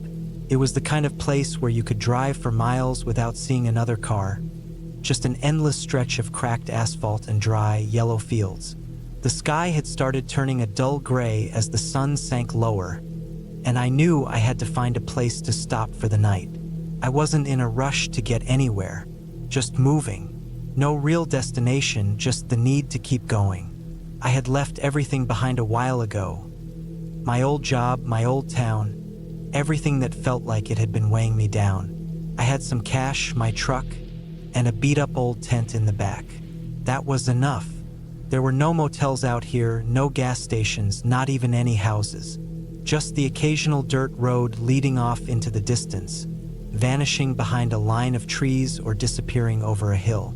I had no phone signal either, not that it mattered much. I had an old map folded up in the glove box, and I could navigate well enough without GPS. Eventually, I spotted a narrow gravel road breaking off from the highway, marked by a weathered wooden sign with faded lettering. It wasn't the kind of road that led anywhere important, just another forgotten path leading deeper into nowhere. But it was getting dark, and I didn't want to sleep on the side of the highway. I turned onto the road and followed it into the trees. The deeper I went, the rougher the road became. Potholes, loose rocks, and patches of mud made the ride bumpy, and my tires kicked up a cloud of dust behind me. I kept driving for what felt like another 10 or 15 minutes, watching as the trees grew thicker on either side. The road twisted and narrowed until I finally found a small clearing. It was flat, quiet, and far enough from the main road that I wouldn't be bothered. I killed the engine, letting the silence settle around me. The trees swayed gently in the wind, their branches creaking. I got out of the truck, stretching my legs, and took a deep breath. The air smelled like damp earth and pine, the way forests always do at night. I grabbed my tent from the back and started setting up. It wasn't much, just a simple one-person tent I'd used a dozen times before. As I hammered the stakes into the ground, I noticed how quiet it was. No traffic noise, no distant hum of civilization, just the occasional rustling in the underbrush, the faint chirp of insects. Once the tent was up, I built a small fire. I hadn't seen any fire restriction signs, and I figured a little warmth wouldn't hurt. The flames flickered weakly at first, then caught, casting long shadows through the trees. I sat down beside it, opened a can of beans, and ate straight from the tin.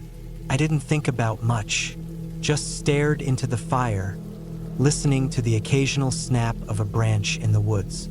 Probably just a deer or a raccoon moving through the brush. That was normal, but after a while I started to get this feeling. Not fear exactly, just unease. It wasn't any one thing, just a sense that the woods around me were too still, that the rustling I heard earlier had stopped completely. Even the wind had died down. I looked up from the fire, scanning the darkness beyond the trees. Couldn't see much, just shadows and the faint outline of tree trunks stretching into the night. Then I heard it, a sound, a crunch, like a footstep on dead leaves. I stayed still, listening. My first thought was that it was just an animal. Coyote, maybe, but something about it didn't sit right with me. The step was too deliberate, too slow. I reached for the hatchet I kept near my tent. It wasn't much, but it was better than nothing. Another step, closer this time. I stood up, scanning the tree line. My fire didn't cast enough light to see far, just enough to illuminate the first few feet of forest. Beyond that, it was pitch black. I strained my ears, waiting. Then nothing. Silence. No more steps. No movement. Just the crackling of my fire and my own heartbeat pounding in my chest. I stayed like that for a while, gripping the hatchet tight. Eventually, I convinced myself it had been nothing. Maybe an animal that got spooked when I stood up. Maybe my imagination playing tricks on me. I sat back down, kept the hatchet close. The night dragged on. I barely slept. Every little sound made me tense up. The wind picked up again, rustling the branches, and I told myself it was just the trees, just the forest settling in for the night. By morning, I felt stupid. Nothing had happened, just my nerves getting the best of me. I packed up my gear, stomped out the fire, and got ready to leave.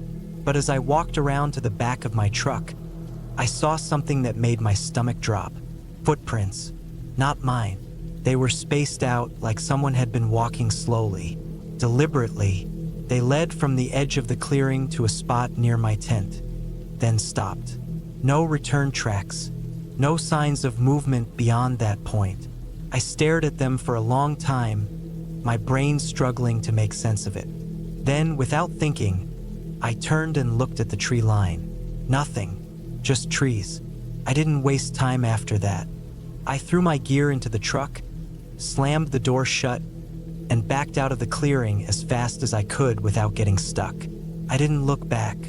I didn't stop until I hit the main highway again, the open road stretching out in front of me. Even now, I don't know what I was dealing with out there. I don't know who or what was watching me. All I know is that I'm never going back.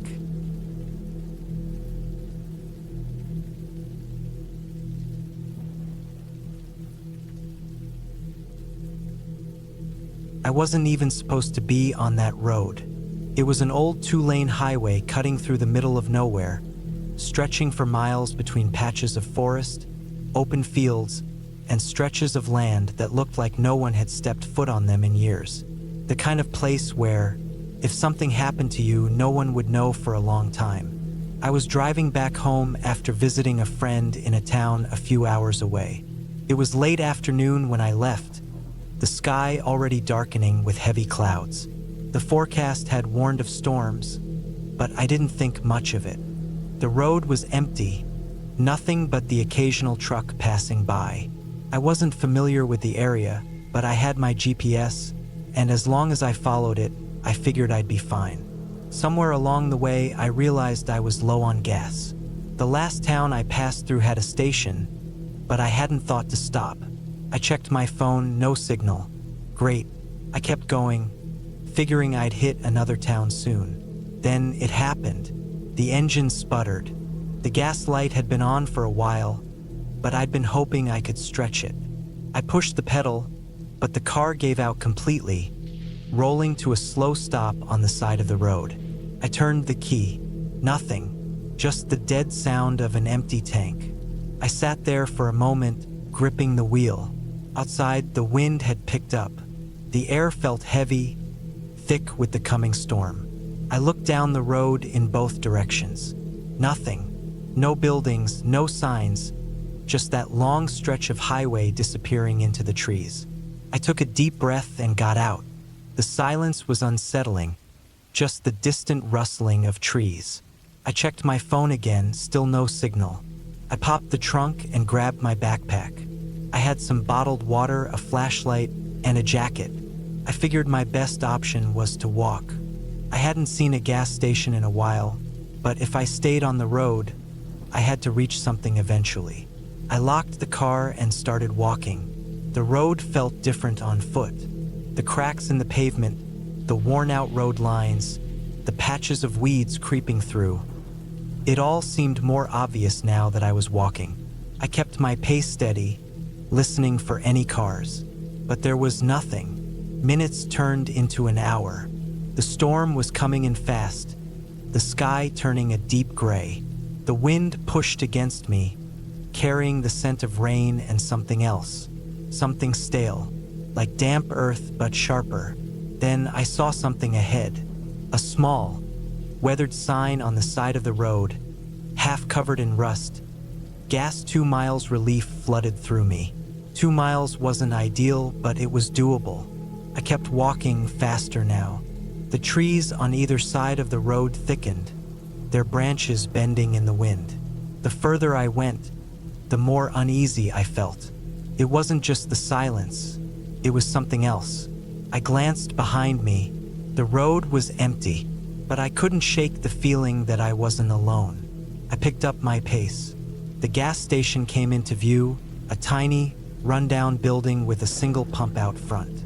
The windows were dirty, the sign above the door missing letters. It looked abandoned. I stepped onto the cracked pavement, my footsteps echoing in the emptiness. There was no car, no lights, but there was an old payphone near the entrance. I hurried over and lifted the receiver. Dead, of course. I pushed the door to the station open, creaked loudly. The inside was worse than I expected. Shelves half empty, dust covering everything. A faint smell of mildew hung in the air. Behind the counter, a door stood slightly open, leading to a back room. I stepped inside. Then I heard it, a sound from the back, a soft, dragging noise. I froze. My mind raced. Maybe it was an animal, a raccoon or something. I took a slow step back. The noise stopped. I stood there listening. The silence stretched, thick and heavy. I turned toward the door, ready to leave, when I saw it. A figure, outside, standing by the gas pump. They weren't moving, just standing there, facing the building. I couldn't see their face, just the outline of their body.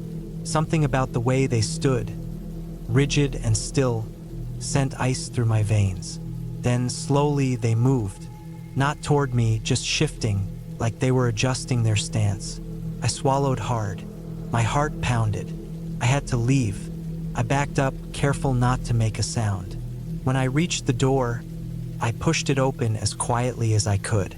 The figure was still there. I stepped outside. Their head turned. Not fast, slow, like they knew I was there the whole time. I didn't run. Not yet. I kept my pace steady, moving toward the road. Then they took a step. I ran. I didn't look back. My legs burned as I sprinted down the road, my breath coming in ragged gasps. I didn't stop, not even when I felt something behind me, the air shifting like someone was reaching for me. I ran until my lungs ached, until my legs felt like they'd give out. Then headlights, a truck. I stumbled into the road, waving my arms. The driver slammed the brakes, barely stopping in time. I turned back. The figure was gone. The driver got out, cursing, asking what the hell I was doing in the middle of the road. I could barely speak. I just pointed back toward the gas station. He glanced over, then back at me. What? I looked again. Nothing. The gas station was dark and empty. No figure. No sign that anyone had been there. But I knew what I saw. The driver gave me a ride to the next town. I filled up a gas can, got a ride back to my car. The whole way I kept looking behind us, watching the road, the trees. I never saw the figure again, but I felt them, and I still do.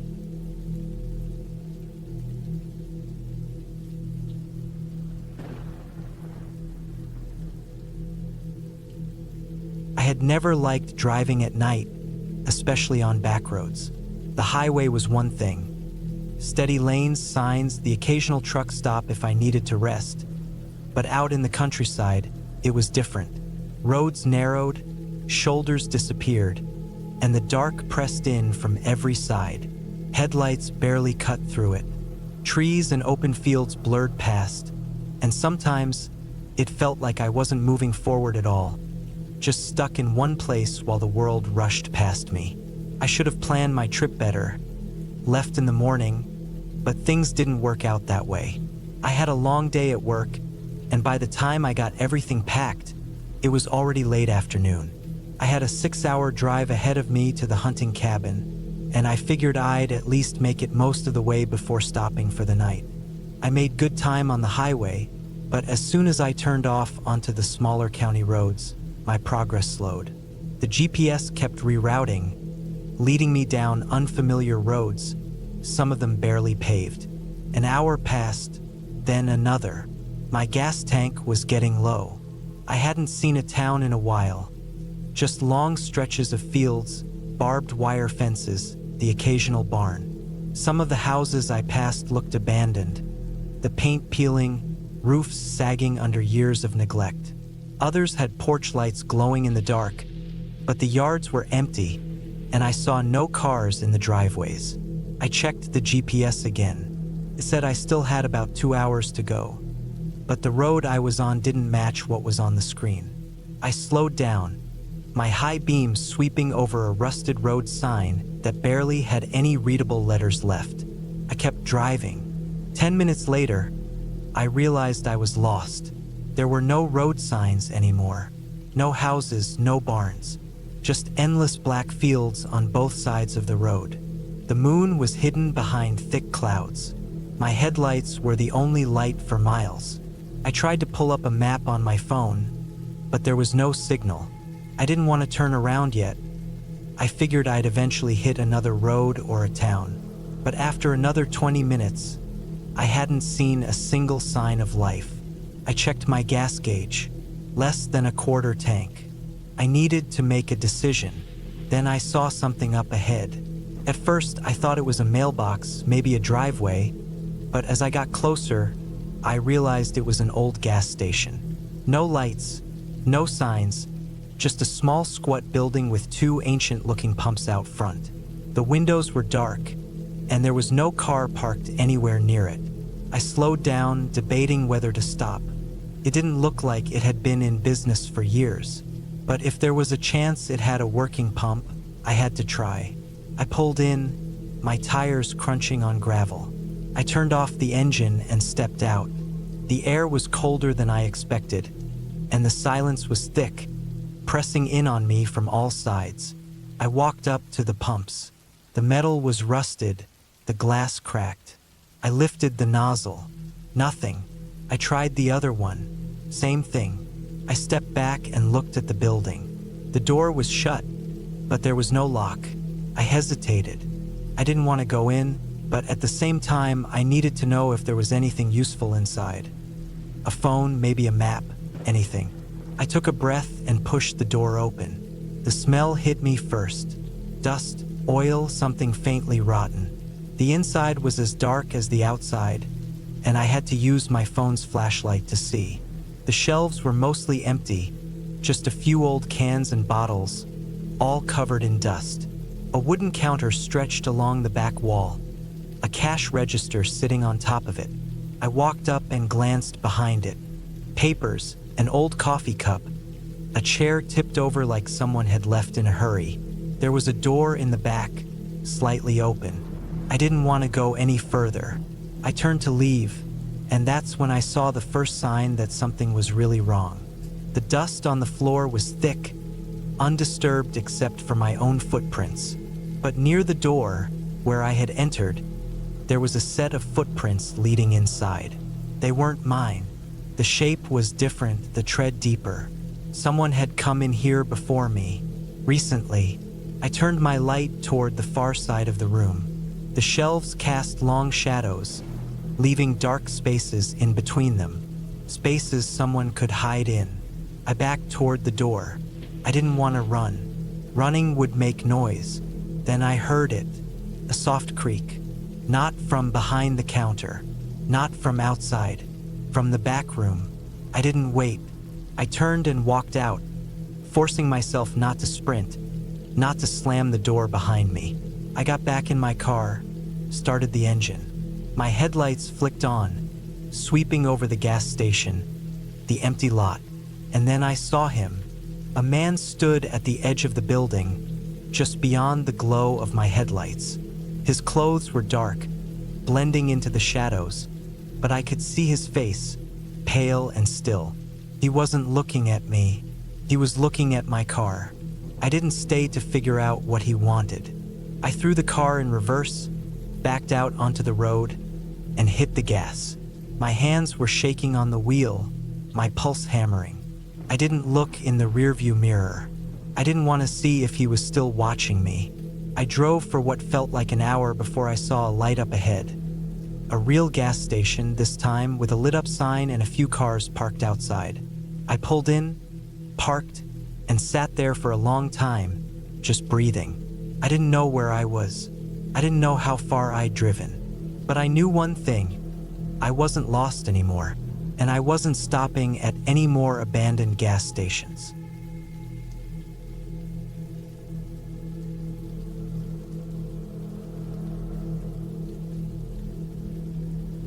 It was supposed to be a simple drive, a straight shot through empty country roads, the kind that stretch for miles without a turn, without a landmark, without anything. I had done long drives before, but this one was different. It wasn't just the distance or the isolation, it was the feeling. The kind of feeling that settles deep in your stomach, heavy and cold, even when there's no reason for it. I had left town early that morning, just after sunrise. The plan was to drive straight through and be at my destination by nightfall. I had checked the route the night before, even downloaded an offline map just in case.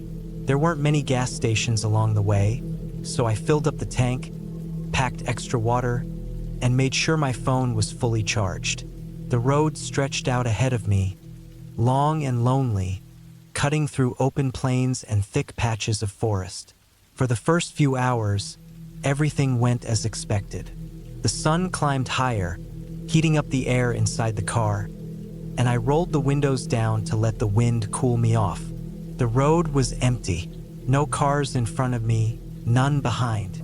Just me, the road, and the occasional bird cutting across the sky. By midday, I had driven over 100 miles without seeing another soul.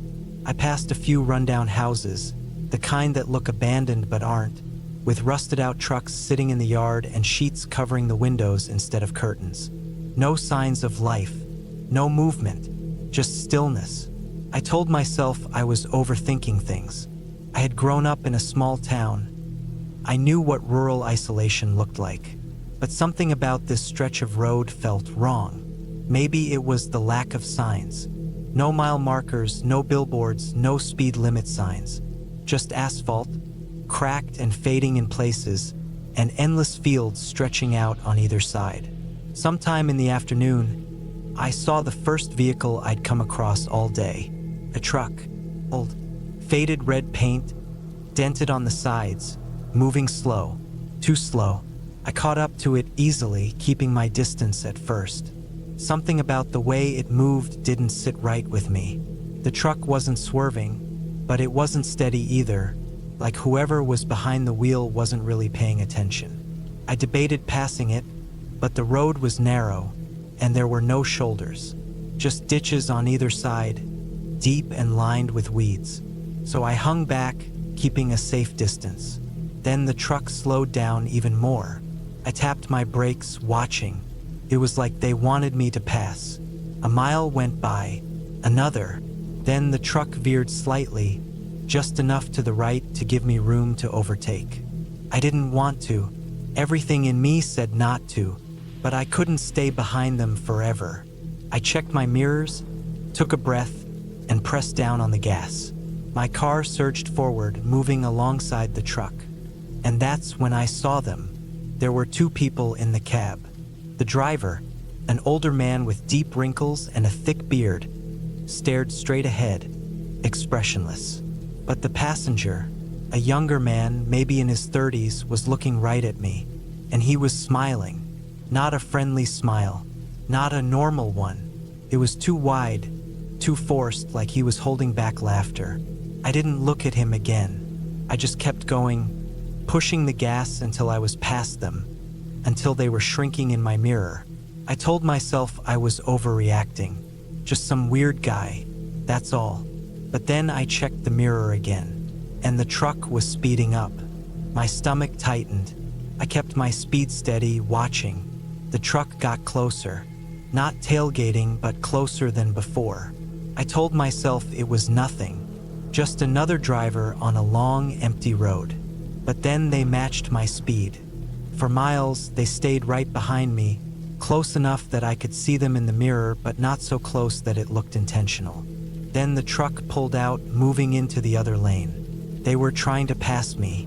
I felt it then, the real fear, the kind that makes your hands tighten on the wheel, your breath come shallow. I pressed the gas. So did they. We were side by side again, just like before. I didn't look this time. I kept my eyes on the road, my hands steady. Then the truck swerved. Just a little, just enough that I had to react. I jerked the wheel, my tires skidding slightly on the pavement. And then the truck slowed down again, falling back behind me. I drove faster than I should have, but I didn't care. I just wanted to be away from them.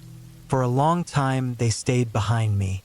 Then, without warning, they turned off onto a dirt road. No signal, no hesitation. Just gone. I didn't slow down. I didn't stop. I just kept driving. Hours passed. The sun dipped low, turning the sky orange and pink. I needed gas. I hadn't seen a station in over 100 miles. My gauge was dropping fast. I told myself I'd stop at the next one I saw. But when I did see one, I almost didn't pull in. It was old, run down, the kind of place that looked like it hadn't had a customer in years.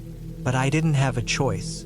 I coasted up to the pump, my heart still racing from earlier. The place was empty. No other cars. No lights inside. Just a single old man sitting in a chair by the door, watching me. I got out, keeping my head down, my movements quick. As I pumped gas, I felt eyes on me. I glanced up. The old man was still watching. And then he said something. I couldn't hear him over the wind. I shook my head, signaling that I hadn't heard. He said it again. I still couldn't make it out. And then he pointed, back the way I had come. I looked, and there, in the distance, on the side of the road, was the red truck. Parked, empty, watching. I didn't finish pumping. I didn't go inside. I got in my car, turned the key, and drove, faster than before. The truck never followed. But I never stopped again until I was miles away, in a town with real lights, real people, real life. I never took that road again, and I never forgot the way that man in the truck had smiled at me.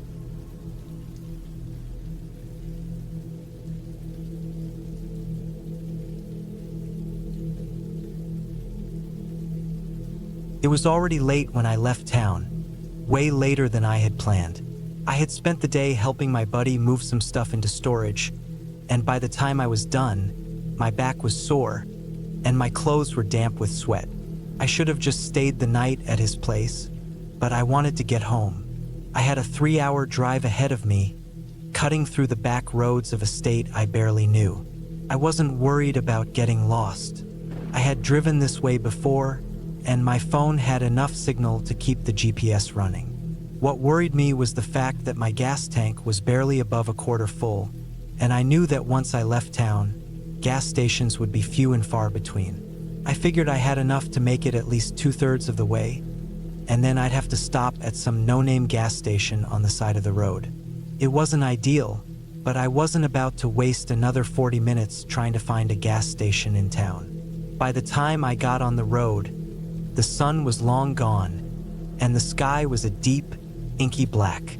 The highway was quiet, almost unnervingly so. I passed the occasional car, their headlights sweeping past like ghosts, but for the most part, I was alone. I liked driving at night, but there was something about this stretch of road that felt different. Felt too quiet, too empty. About an hour into the drive, I saw the sign for my turnoff. It was an old state route, a 2-lane road that twisted through miles of forest and farmland. It wasn't the most direct route, but it shaved off enough time to make it worth it. I had taken it before, and while it wasn't exactly well maintained, it was good enough. I turned onto the road, my headlights cutting through the darkness. The trees pressed in on either side, their branches reaching out like skeletal fingers. The only sound was the hum of my tires on the pavement and the occasional chirp of crickets. It was peaceful in a way, but it also felt isolating. I checked my fuel gauge, just under a quarter tank. Not great. I'd have to stop soon. About 30 minutes later, I saw a gas station up ahead. It wasn't much, just a small, rundown building with a single pump out front. The lights were on, but the place looked abandoned. The windows were dirty, and there was no sign of anyone inside. I pulled up to the pump and put the car in park. I got out, stretching my legs as I looked around. The air was cool, with a dampness that hinted at rain. I grabbed my wallet and walked toward the station's door. As I got closer, I saw the sign taped to the glass. Pay inside before pumping grate. I pushed open the door, and a small bell jingled somewhere in the back. The inside was as grimy as the outside. The shelves were half empty, stocked with dusty bags of chips and expired-looking candy bars.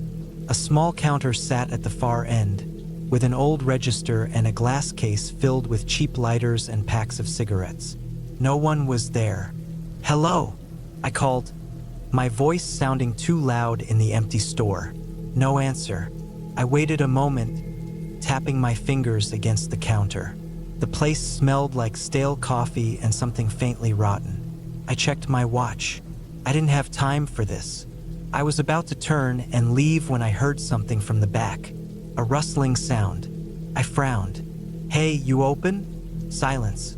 I waited a few seconds, then shook my head. Screw this. I wasn't about to stand around all night waiting for some half-asleep cashier to wander out of the back room. I turned to leave. That's when I heard the door creak open behind me. I spun around, expecting to see a tired-looking clerk, maybe some old guy in a stained uniform shirt. But it wasn't a clerk. It was a man, tall, thin, wearing dark clothes. His face was partially hidden by the shadow of his hood, but I could see enough. His skin was pale, almost gray in the dim light, and his eyes, God, his eyes were dark and sunken, like he hadn't slept in weeks. He just stood there, blocking the door. Something about him set every nerve in my body on edge. Hey, I said, forcing a casual tone. "Do you work here?" He didn't answer. I took a step back, suddenly very aware of how alone I was. "I was just looking to get some gas," I said, my voice tight. No one was at the counter, so The man moved. Not much, just a small shift, a slight tilt of his head. But it was enough. I didn't wait. I turned and bolted for the side aisle, knocking over a rack of snacks as I ran. I didn't know where I was going, but I knew I had to get away from him. I heard footsteps behind me. Fast. I darted around a corner, nearly slipping on the dirty tile. My heart was pounding, my breath coming in short, panicked gasps. I needed to get out. I saw a door at the back of the store, a metal exit, probably leading to an alley or a loading area. I sprinted for it, grabbed the handle, and shoved it open. Darkness, a narrow alley, lined with trash bins and stacks of old pallets. I ran. The ground was uneven, cracked asphalt and patches of gravel. I stumbled, caught myself, kept moving. Then I heard it, the sound of the door creaking open behind me. I didn't look back. I just ran. There was a fence at the end of the alley, not too high, but high enough. I scrambled up, my hands slipping on the damp metal. I hauled myself over and dropped down on the other side, landing hard on my knees. Pain shot up my legs, but I didn't stop. I ran toward the road. My car was still at the pump. The driver's side door was open. My stomach dropped. Had I left it open? Couldn't remember. I didn't have time to think about it. I sprinted across the lot, my eyes darting around for any sign of movement. Nothing. I reached the car, yanked open the door, and threw myself inside. I jammed the key into the ignition, my hands shaking so badly I nearly dropped it. The engine roared to life. I slammed the door and locked it.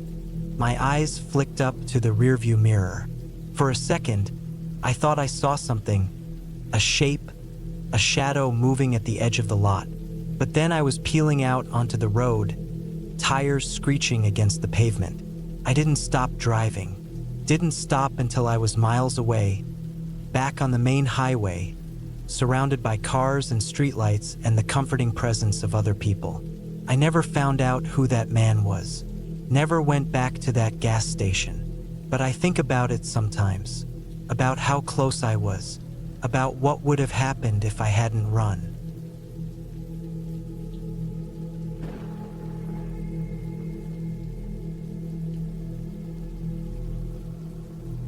I had been driving for hours. The sun had set long ago, and the road stretched on endlessly, cutting through a landscape of rolling hills and dry fields. I wasn't in a hurry, but I had underestimated just how empty this stretch of road would be.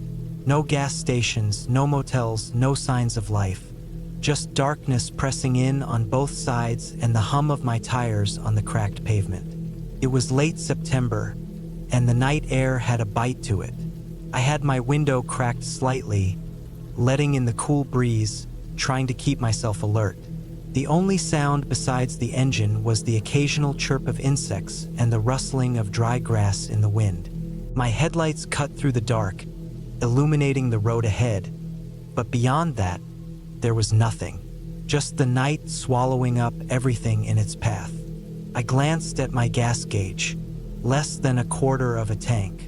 I had passed a sign a while back, but I couldn't remember what it said. There had to be a gas station somewhere up ahead. There had to be. The thought of running out of gas out here, in the middle of nowhere, was unsettling. I had no cell service, no real supplies beyond a half-empty water bottle and a few granola bars.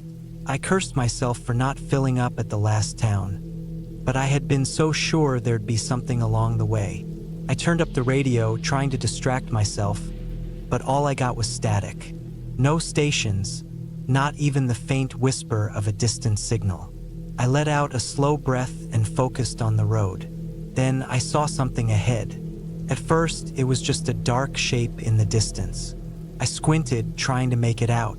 A car, maybe? No, it was too small for that. As I got closer, my headlights washed over it, and my stomach tightened. It was a person, a man, standing on the side of the road. He wasn't waving, wasn't signaling for help. He was just standing there, still as a statue, watching my car approach. I felt my pulse quicken. Something about him wasn't right. His posture was too stiff, too unnatural. He was wearing dark clothes, making it hard to make out any details, but I could see his face in the glow of my headlights. He was pale, his features sharp and sunken. I eased off the gas, my instincts screaming at me. I didn't want to stop. I didn't even want to slow down. I kept my foot steady, watching him as I approached. Just as I was about to pass him, he did something that made my blood run cold. He took a step toward the road. Not fast, not in a way that suggested he was trying to flag me down. Just a slow, deliberate step, like he was testing me, like he was seeing if I'd stop. I didn't. I kept driving, my hands tightening on the wheel. As I passed him, I risked one last glance in my rearview mirror. He was still standing there, but his head had turned, watching me as I drove away. I let out a breath I hadn't realized I was holding. My heart was hammering against my ribs, and my palms were slick with sweat. I wiped them on my jeans and focused on the road. What the hell was he doing out here?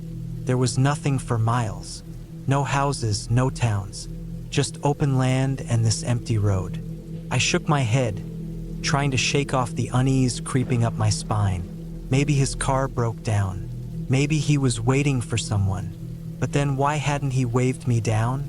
The thought gnawed at me as I kept driving. I glanced at the gas gauge again. The needle had dipped lower. I needed to find a gas station soon. Another 10 miles passed, then 20. No signs, no towns. Just the same endless road. Then I saw something ahead. At first, I thought my mind was playing tricks on me. But no, there he was, the same man, standing on the side of the road. I slammed my foot on the brakes, my heart leaping into my throat. My headlights bathed him in light, and I could see him clearly now. Same dark clothes, same pale face. He had moved. There was no way he could have walked here. No way. I had been driving at least 60 miles per hour. But there he was, standing in the exact same pose, watching me. I didn't wait to figure it out. I floored the gas, my tires screeching against the pavement as I sped past him. My hands were shaking. My whole body was tense. This wasn't possible. I checked my mirror again. He was gone. I drove faster. The road stretched on, the darkness pressing in on all sides. Then, up ahead, something caught my eye. A sign. I felt a wave of relief wash over me. Gas 5 miles. I gripped the wheel tighter, my knuckles white. I just needed to make it 5 more miles. I forced myself to breathe, to focus. I kept my eyes on the road, refusing to look in the rearview mirror. I didn't want to see him again. Then, just as I was beginning to calm down, I saw something in the distance. A car. It was parked on the side of the road, its hazard lights flashing. I slowed down slightly, my heart still racing. As I got closer, I saw something that made my stomach drop. The driver's side door was open, and there was blood on the pavement. A lot of it. I didn't stop. Couldn't. I sped past, my whole body tense. My mind was racing, trying to make sense of what I had just seen. Then, just as I passed the car, I saw movement, a figure emerging from the shadows. The man. He stepped onto the road, his face just barely illuminated by my headlights. I pressed the gas pedal as hard as I could, my car roaring forward. I didn't look back. I didn't stop until I reached the gas station. When I finally pulled in, my hands were shaking. The station was small, run down, but it was open. A single flickering light buzzed above the pumps. I jumped out and hurried inside. The cashier, an older man with tired eyes, looked up as I entered. "You all right?" he asked. I hesitated. Then I shook my head. "Something weird out there," I muttered. He frowned. "Where you coming from?" I told him. His face changed. "You're lucky," he said quietly. "Few folks go missing out there." I stared at him. Then he pointed to the corner of the store, where a faded newspaper clipping was pinned to the wall. My stomach turned as I read the headline. "Missing man found dead near highway, body dumped in abandoned CR." The photo beneath it showed a familiar face. The man from the road.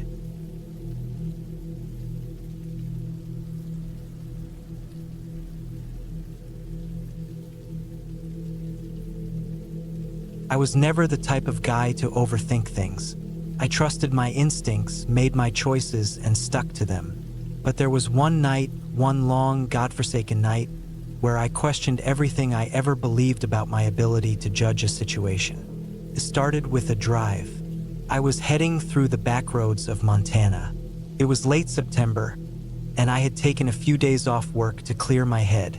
I wasn't dealing with anything heavy. No real drama. No breakups. No existential crises. I just wanted some time away from the routine. The plan was simple. I'd drive up from Missoula, cut through some of the national forest roads, and make my way toward a small town I'd read about online. A quiet place, not much more than a couple of diners and a gas station. Perfect for what I needed. I had packed everything I needed: extra gas, food, water, a blanket in case I needed to sleep in the truck. I wasn't an idiot. I knew how lonely these roads got, especially this time of year when tourist traffic had died down. The first few hours were uneventful. The road wound through the trees. The sky was an empty blue, and the only thing keeping me company was the hum of the truck's engine. The isolation felt good. It was the kind of quiet that didn't feel empty, just peaceful. Somewhere along the way, I got a little too confident in my route. The map on my phone had lost signal a while back, but I had a general sense of where I was going. The road signs were sparse, but I figured as long as I was heading north, I'd eventually get where I needed to be. Then I saw the turn. It was a narrow, barely paved road cutting through the trees. The kind of road that looked like it had been there forever but barely saw any use. There was an old wooden sign nailed to a post, but the paint had worn off long ago. I should have ignored it.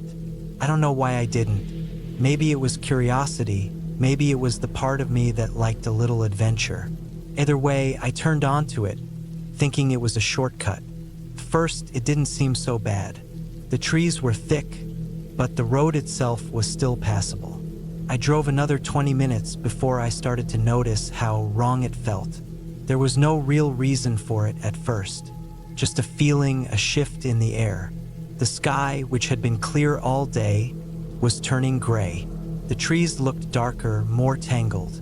And the road, it was narrowing, the pavement breaking apart, patches of dirt replacing what was left of the asphalt. Still, I kept going. It wasn't until I hit the first sign of trouble that I realized how alone I really was. A fallen tree blocked the road. Not a small one either. This thing had been ripped straight from the ground, roots and all. I could have turned around right then. I should have, but I was stubborn. I got out, checked it out, and decided I could drive around it.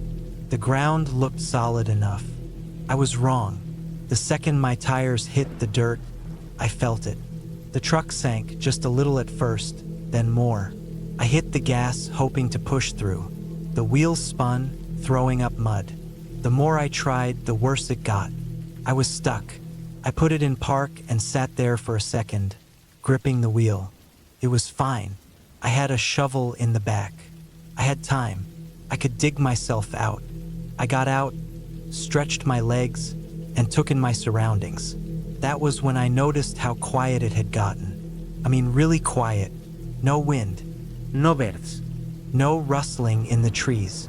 Just silence. Put me on edge, but I ignored it. I grabbed the shovel and started digging. The ground was softer than I expected, damp from the cold. Clung to the tires, thick and heavy. I kept at it, but I wasn't making much progress. Then I heard something, a crunch, like a footstep. I froze. It came from the trees, just beyond the road. I turned slowly, my breath stuck in my throat. Nothing, just trees stretching out in every direction. I told myself I was hearing things. Maybe a branch had fallen. Maybe it was a deer. I kept digging. Another crunch. Closer. I gripped the shovel, my palms sweating despite the cold air. I wasn't armed. My rifle was back in the truck. Stupid. I should have kept it on me. I turned again, scanning the trees. Still nothing. But the feeling, that awful, gut-deep feeling, was stronger now.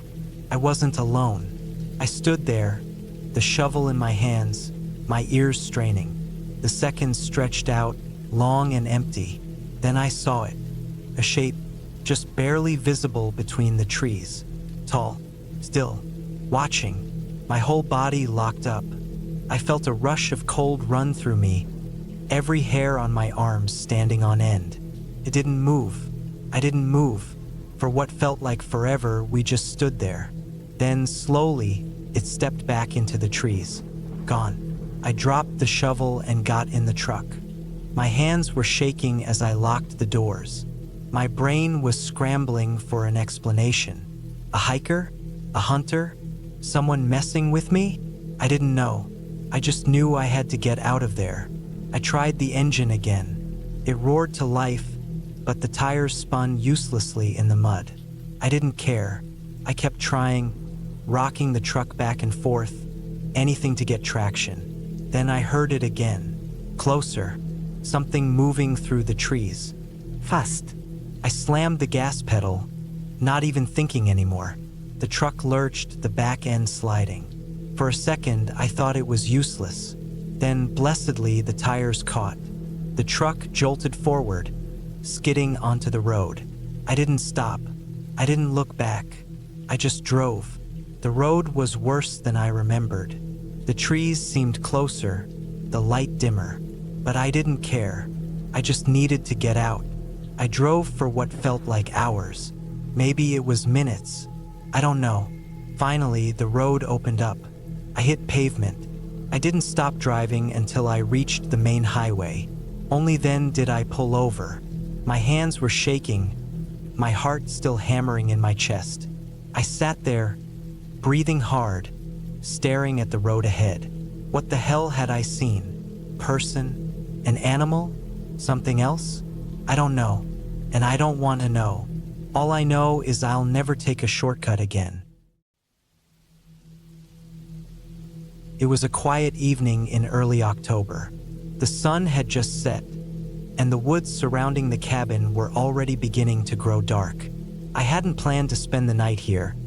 It was supposed to be a quick stop while I was out on a solo road trip, cutting through the wilderness in southern Oregon. I wasn't expecting much from this place.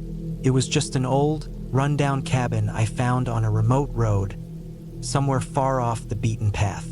I come across it by accident, after taking a wrong turn somewhere near a small town called Crescent. The moment I pulled up to the cabin, I knew it was going to be the perfect spot to rest.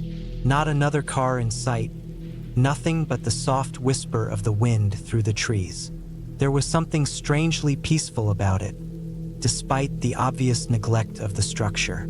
The old wooden cabin had clearly seen better days.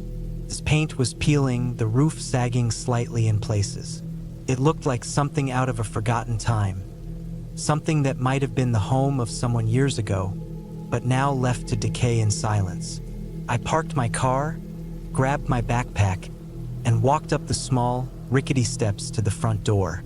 It creaked when I opened it, revealing a dusty, dim interior. There were remnants of what might have been furniture in one corner, now covered in thick layers of dust. The fireplace, which would have been a comforting feature in any other setting, only added to the eerie atmosphere with its cracked, blackened stones. I shrugged it off. The place was secluded, yes, but that's exactly what I wanted. A good place to clear my head after a long drive. I didn't mind that the cabin looked like it had been abandoned for years. If anything, it added to the sense of adventure. I set up my sleeping bag on the floor, unpacked some snacks, and settled in for the night. I thought it would be like any other night in the woods. Quiet, peaceful and uneventful. The night went on uneventfully for a while. As the hours passed, the stillness of the forest crept into my mind. The only sounds were the occasional rustling of leaves and the soft creaking of the cabin settling in the cold air. It wasn't long before I found myself drifting off into a light sleep, though I kept waking up every now and then. I think it was the quiet that made me restless. There was something unnatural about it. The trees outside seemed to be holding their breath, and every crackle in the wood made me feel like I wasn't alone. At some point in the night, I woke up again, only this time, there was a sound that was unmistakable. A faint tapping, like the sound of something or someone hitting the wooden walls. It wasn't loud, but it was distinct. I sat up immediately, my heart racing, trying to pinpoint where the sound was coming from. The tapping continued, slow at first, then faster, as though whoever or whatever was outside was trying to get my attention. I stood up, my senses alert now, trying to see if I could make out anything through the cracked window. The moon was full, casting long shadows across the clearing. I looked, but there was nothing out of the ordinary. Nothing except the trees stretching endlessly in all directions, their branches swaying gently in the wind. I thought about checking it out. I even grabbed my flashlight, but something held me back. Maybe it was the isolation, the overwhelming sense that being alone in the middle of nowhere wasn't something I should take lightly. I decided it was probably just a squirrel or a deer knocking against the cabin, though the sound had definitely seemed more deliberate than that. I tried to go back to sleep. I pulled the blanket over me, closed my eyes, and waited for the tapping to stop. But it didn't. Continued off and on for what felt like hours. I couldn't take it anymore. I had to check it out. I grabbed my flashlight, and as quietly as I could, I stepped outside, shining the beam of light toward the trees. My footsteps were muffled on the soft ground, but the air around me felt thick with tension, as though the forest itself was waiting for something. The light from my flashlight illuminated the clearing, revealing nothing out of the ordinary. No animals, no strange figures, just the stillness of the forest and the wind whispering through the branches. But then I saw something. In the distance, partially obscured by the trees, there was a shadow. It was a tall figure standing still, watching me. I froze. My heart hammered in my chest as I tried to make sense of what I was seeing. The figure didn't move, just stood there, a dark silhouette against the moonlit trees. For a moment, I thought it might be a trick of the light. Maybe it was a tree or a rock casting an odd shadow. But no, it was too deliberate. Someone or something was out there. My pulse quickened, and I could feel my breath catch in my throat. I turned slowly, making my way back to the cabin. I didn't want to turn my back on the figure, but I couldn't stand there any longer. As I moved toward the door, I felt the hairs on the back of my neck stand up. The feeling of being watched was overwhelming. Something wasn't right. The tapping started again, but this time it was different. It wasn't coming from the walls of the cabin anymore. It was coming from behind me. I spun around, heart racing, but there was nothing there. I slammed the door shut behind me and locked it, my hands shaking. I leaned against the door, trying to calm my breathing, trying to make sense of what was happening. But all I could hear was the pounding of my heart in my ears and the sound of something moving outside. It was just a few minutes before I heard it again. A scraping sound, slow and deliberate. Someone was trying to get in. I didn't know what to do. I had no cell service out here, no way of calling for help. All I could do was wait and pray that whoever or whatever was outside would leave me alone. But the scraping didn't stop. It grew louder, more frantic. The sound of something metal dragging against the wood, then scraping against the door. I could hear the faint sound of breathing, shallow and quick, from the other side. I stepped back, my mind racing, trying to think of a way out. My car. It was still outside. But how could I get to it without being noticed? The figure was out there, watching, waiting. I was trapped. Suddenly, there was a loud bang on the door. The force of it sent me stumbling backward, falling to the floor. My heart skipped a beat, and I froze, unable to move. The door rattled as the figure outside slammed into it again. Harder this time. I had no choice. I had to run. I grabbed my bag, bolted for the back window, and crawled out, scrambling to my feet as quickly as I could. The night air was cold against my skin, and I could feel my breath coming in ragged gasps. I didn't look back as I sprinted toward my car. The headlights illuminated the trees ahead, but I didn't care. I just needed to get out of there. I reached the car, fumbled with the keys, and started the engine. My hands were slick with sweat, my heart still hammering in my chest. I threw the car into reverse and sped down the dirt road, not looking back. It wasn't until I reached the nearest town, hours later, that I finally felt my body relax. I parked the car in front of a small diner, my hands still trembling.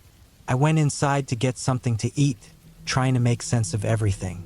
But the events of the night didn't seem real. I couldn't explain it, who the figure was, what they wanted, or why they were there. But one thing was clear. I wasn't going back there. Not ever again.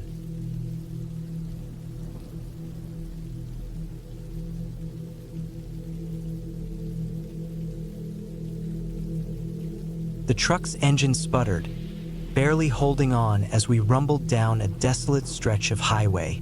The tires crunched on the loose gravel as I glanced out at the endless expanse of nothing. Trees, dry and barren, lined the edges of the road, like silent sentinels watching us from the shadows.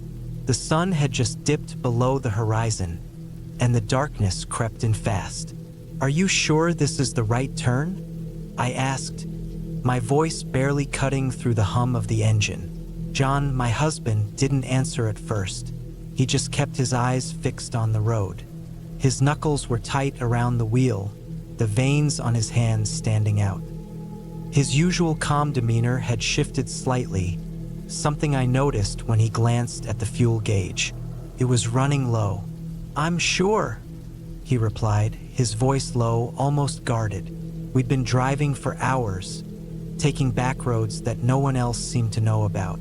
I'd always trusted John's sense of direction, but something about the place we were heading to unsettled me.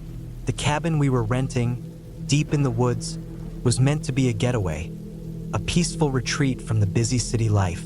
But something about the silence out here, it felt off. It wasn't like the quiet of nature. This was different, the kind of silence that felt like it was watching you. I rubbed my arms, feeling a chill that had nothing to do with the temperature. The truck's headlights barely pierced the thick darkness, and the road stretched on in front of us like an endless tunnel. There were no other cars, no signs of life at all, just the steady rumble of the engine and the occasional creak of the old truck. "Should be just up ahead," John said, breaking the silence. His eyes darted to the side of the road, scanning the dark. He wasn't smiling anymore. That familiar, easygoing look was gone. Instead, his jaw was set tight, his brow furrowed in concentration. "Is something wrong?" I asked, a little louder this time, a knot tightening in my stomach. "No, just get a little disoriented out here sometimes," he said, his voice distant. I glanced out the window again, the endless trees pressing in from both sides. It didn't help that we hadn't seen any other signs of civilization for miles. My thoughts started to drift to stories I'd heard about places like this. Remote cabins, people disappearing, strange things happening when there's no one around to see. I shook the thought away, trying to focus on the present. As we rounded another sharp bend, I saw it. A single, dim light shining in the distance. The cabin. It was just as described in the listing. Isolated, rustic, a little weathered by the years, but charming in its own way. The kind of place that looked like it could have been abandoned long ago, except for the flicker of light inside. "Finally," I said, letting out a sigh of relief. But even as I spoke, something didn't sit right with me. The light inside wasn't the warm, welcoming glow I had imagined. It was flickering, like a candle struggling to stay lit, and there was no sign of life. No smoke rising from a chimney, no movement inside or around the cabin, just stillness. John slowed the truck, his eyes narrowing. "Weird," he muttered under his breath, but didn't elaborate. He parked the truck a few yards from the cabin, and I unbuckled my seatbelt, my feet hesitant on the gravel. The air had a sharp, biting quality, and the hairs on my neck prickled. John stepped out of the truck first, his boots crunching on the gravel as he moved toward the cabin. I stayed behind for a moment, watching him through the windshield. The cabin's single light flickered once more, casting long shadows across the yard. The woods stretched far beyond, swallowing everything in darkness. "Coming?" John called, looking over his shoulder. I didn't answer right away. Instead, I glanced at the fuel gauge again. It was nearly on empty. How had it gotten that low so quickly? We'd filled up in the last town before we turned onto the back road. "Yeah," I finally said, shaking my head. I got out of the truck, the cold biting into my skin. The crunch of gravel underfoot felt louder than it should have. Every step seemed to echo, bouncing off the trees that surrounded us. I couldn't shake the feeling that we weren't alone, that something was waiting out there, just beyond the shadows, watching. I pushed the thought aside as I joined John at the cabin's front door. He didn't knock, just twisted the doorknob and pushed the door open. It creaked on its hinges, revealing the dimly lit interior. The air inside was stale, carrying the smell of old wood and dust. A small wood stove in the corner of the room flickered weakly, the fire barely holding on. The only other source of light was the single candle on the table, casting long, dancing shadows on the walls. "Well, this is cozy," I said, forcing a smile. But my voice was hollow, and the unease crept up again. Something wasn't right here. I could feel it in my gut. John set his bag down by the door and walked toward the fire, adding a few logs. The flickering light grew, casting the room in a warmer glow. "I'll go check out the place. You get the bags, all right?" I nodded, but the tension in my chest didn't ease. The place wasn't just old, it felt abandoned, as if someone had left in a hurry. I tried to ignore the feeling as I stepped outside to grab our bags from the truck, but as I walked back to the cabin, a sudden movement in the woods caught my eye. Something was standing just beyond the tree line, a figure barely visible in the darkness, watching. I froze, my heart pounding in my chest. The figure didn't move. I stepped back inside quickly, shutting the door behind me with a soft thud. "John," I started, but he was still by the stove, adding more wood. "Yeah?" he asked, not turning around. I thought I saw someone outside," I said, my voice tight. John glanced over his shoulder, his expression unreadable. "Probably just a deer or something. I'm sure it's fine." I nodded, but the unease grew stronger. It didn't feel like a deer. It didn't feel like anything natural. I shook my head, trying to force the thought away. For the next hour, we settled in, unpacking and preparing for the night. But every few minutes, I would glance out the window, my eyes scanning the edge of the woods. The figure was still there, though it had moved closer. It was almost as though it was waiting for us to leave, waiting for us to make the next move. The candle flickered one last time before burning out, plunging the room into darkness. I stood, startled, and grabbed the flashlight from the table. But just as I was about to turn it on, I heard something from outside, a rustling, soft but deliberate. John stood up immediately, his expression shifting into something more serious. He moved toward the window, his hand resting on the curtains, but he didn't pull them open. I could hear him breathing, slow and steady. "We need to leave," he said, his voice low. I felt my heart race again. "What's going on?" John didn't answer. Instead, he grabbed his jacket and nodded toward the door. "Now." I didn't hesitate this time. The air outside was cold, but I barely noticed it as we sprinted for the truck.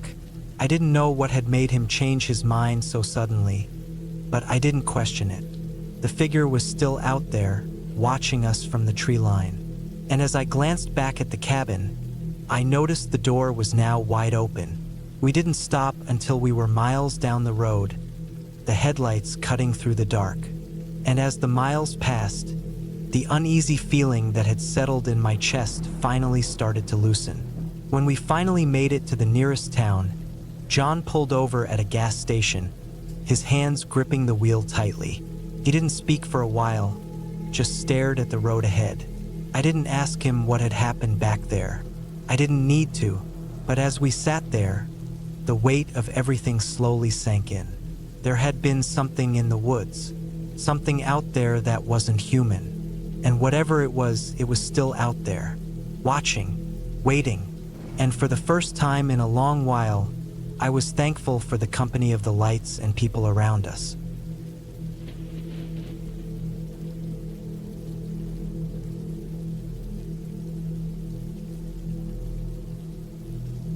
The rain was coming down hard, slamming against the windshield of the truck as I drove deeper into the woods.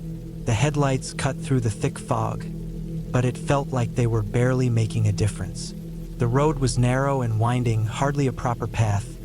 Really, more of a trail someone had cleared through the trees. It was 2:15 in the morning, and I still had about an hour to go before I reached the spot where I'd be setting up camp for the night. I wasn't sure why I'd agreed to come out here in the first place. Maybe it was just the need to get away. I'd been feeling this restless pull for weeks, like I needed to be as far away from everything as I could get. It was a whim, really. I'd read about a secluded campsite that sounded like it was in the middle of nowhere, far enough from people to feel safe, yet isolated enough to give me some peace. The rain started to beat harder, rattling the roof of the truck.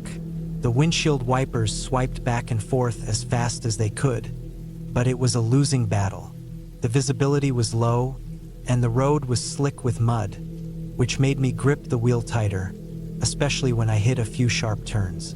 The tires slid more than I was comfortable with, but I didn't want to stop. Not yet. My headlights flickered for a second, and I cursed under my breath, slapping the dashboard. I was halfway through checking the GPS when I noticed a figure standing at the edge of the road, barely visible through the heavy rain. I slammed on the brakes, skidding for a moment before I brought the truck to a halt just short of hitting them.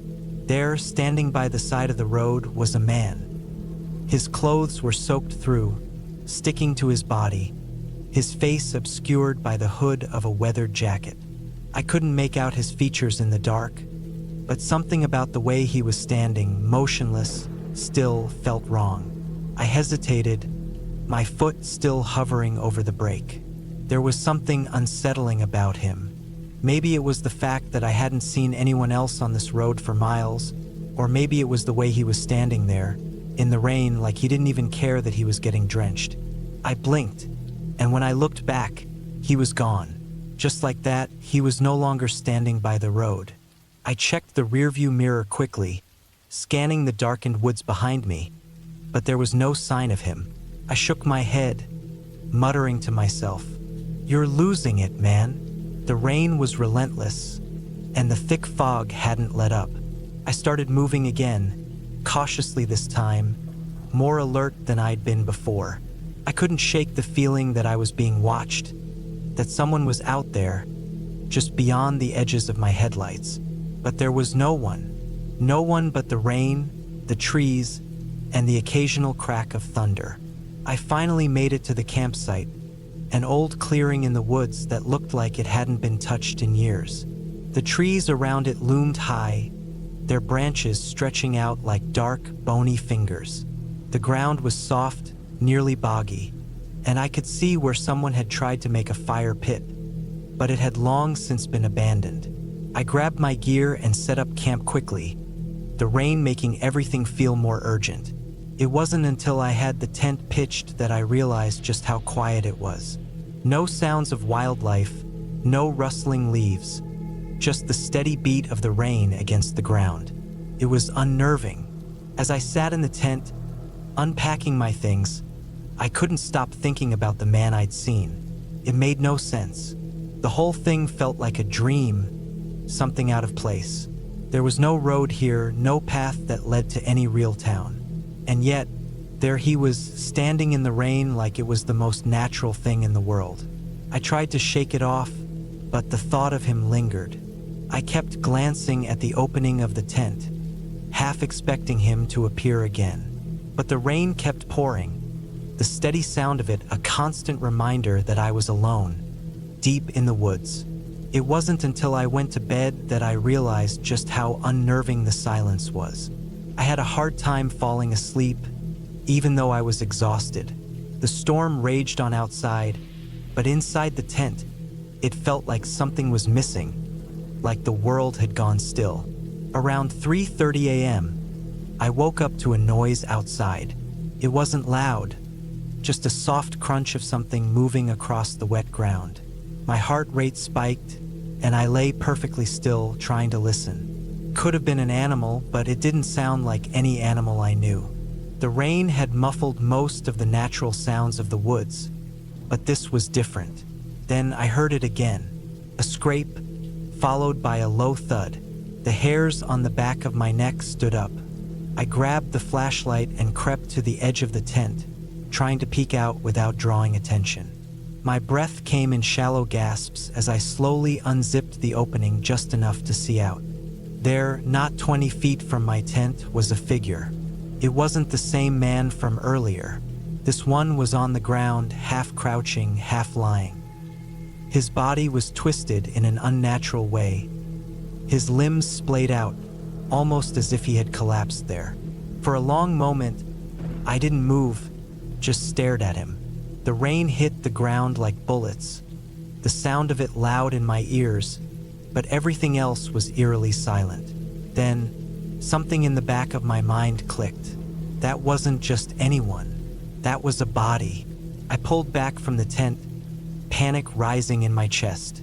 My first thought was to grab my gear and leave, but I quickly realized that would only make things worse. The woods were vast, and I was alone. I couldn't afford to run off into the unknown. I had to figure out what I was dealing with first. I gathered my courage and, with the flashlight still in hand, I made my way toward the body. Each step was deliberate, careful, trying to stay as quiet as possible. The rain soaked through my clothes, and my boots sank into the soft, muddy ground. When I was close enough, I could see the body more clearly, the details of it starting to make sense. The man had been dead for a while. His skin was pale, his eyes wide open and glazed over. His clothes were torn, his shirt shredded in places like he had been dragged through the woods. And then, I saw the marks on his neck. Deep, bruising marks that looked like something had tried to strangle him. His body had been discarded, left out in the rain to rot. I felt a wave of nausea. I backed away, taking slow, careful steps, trying not to let the horror of the situation take over. I needed to stay calm. I had to think. I didn't know who this man was or why he was out here, but I knew one thing for sure: he wasn't the first. There was something about this place, this camp, that felt wrong. There were too many questions, too many unknowns. The flashlight flickered in my hand, and I froze. From the corner of my eye, I saw movement. Something was in the trees, something large moving, something watching me. I didn't wait to figure it out. I turned and ran, my feet slipping in the mud, my breath coming in quick, panicked gasps. I didn't look back as I sprinted toward the truck. The rain stung my face, but I didn't care. I had to get out of here. I had to leave before whatever was out there found me too. When I finally reached the truck, I didn't hesitate. I jumped in, slammed the door shut, and turned the key.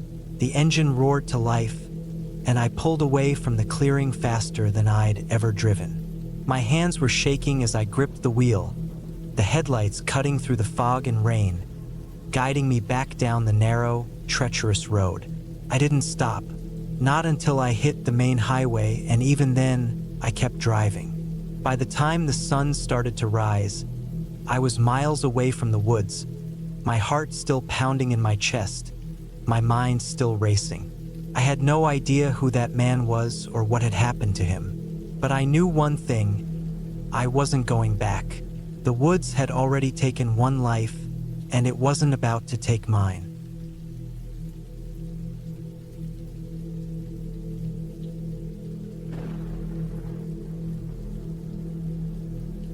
The sun had barely set when I found myself driving down the winding, narrow road that sliced through the dense woods. The kind of place where the trees stood so close to the asphalt that they seemed to swallow up the light, leaving the surroundings dark and suffocating. My headlights barely pierced through the thick shadows as the road turned into a dirt trail, the kind of backcountry path that didn't get much traffic, and even fewer cared to drive down. I wasn't used to places like this. I'd grown up in a city where the streets were always lit, and a neighbor was never more than a few yards away. But here, the isolation was palpable, the kind of silence you could feel in your bones. It made you uneasy, even when you tried to ignore it. My name is Ryan, I'm 28, and I work as a mechanic in a small town not far from here. I'd been asked by an old friend to check out a cabin his uncle owned, deep in the woods. It had been abandoned for years, but lately, there had been talk that people had seen strange things around the place. Not ghosts, but something else, unsettling enough that my friend thought it was worth a second look. So, I found myself heading out on a late afternoon drive to take a look, with nothing but my flashlight and some tools. The road became rockier as I pressed forward. I had to slow down, making sure not to hit any of the large rocks or deep ruts in the trail.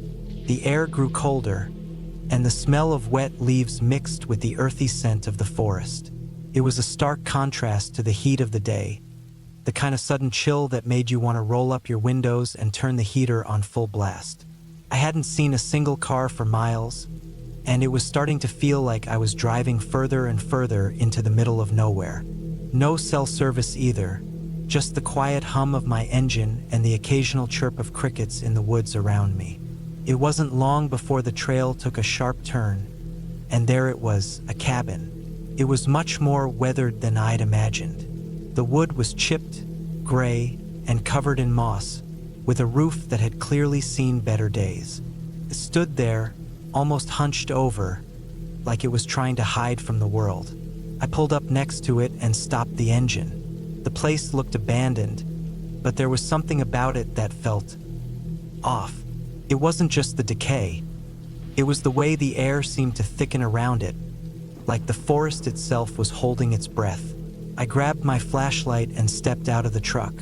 The ground was soft under my boots, and the chill in the air seemed to creep into my bones. As I walked toward the cabin, I noticed the silence had deepened. No birds, no animals moving through the trees, just that unsettling stillness. My flashlight's beam bounced off the wood of the cabin's exterior, and I made my way to the front door. The door was barely hanging on its hinges, and when I pushed it open, it creaked loudly, the sound echoing unnervingly through the woods. Inside, the place was even more decayed than I expected.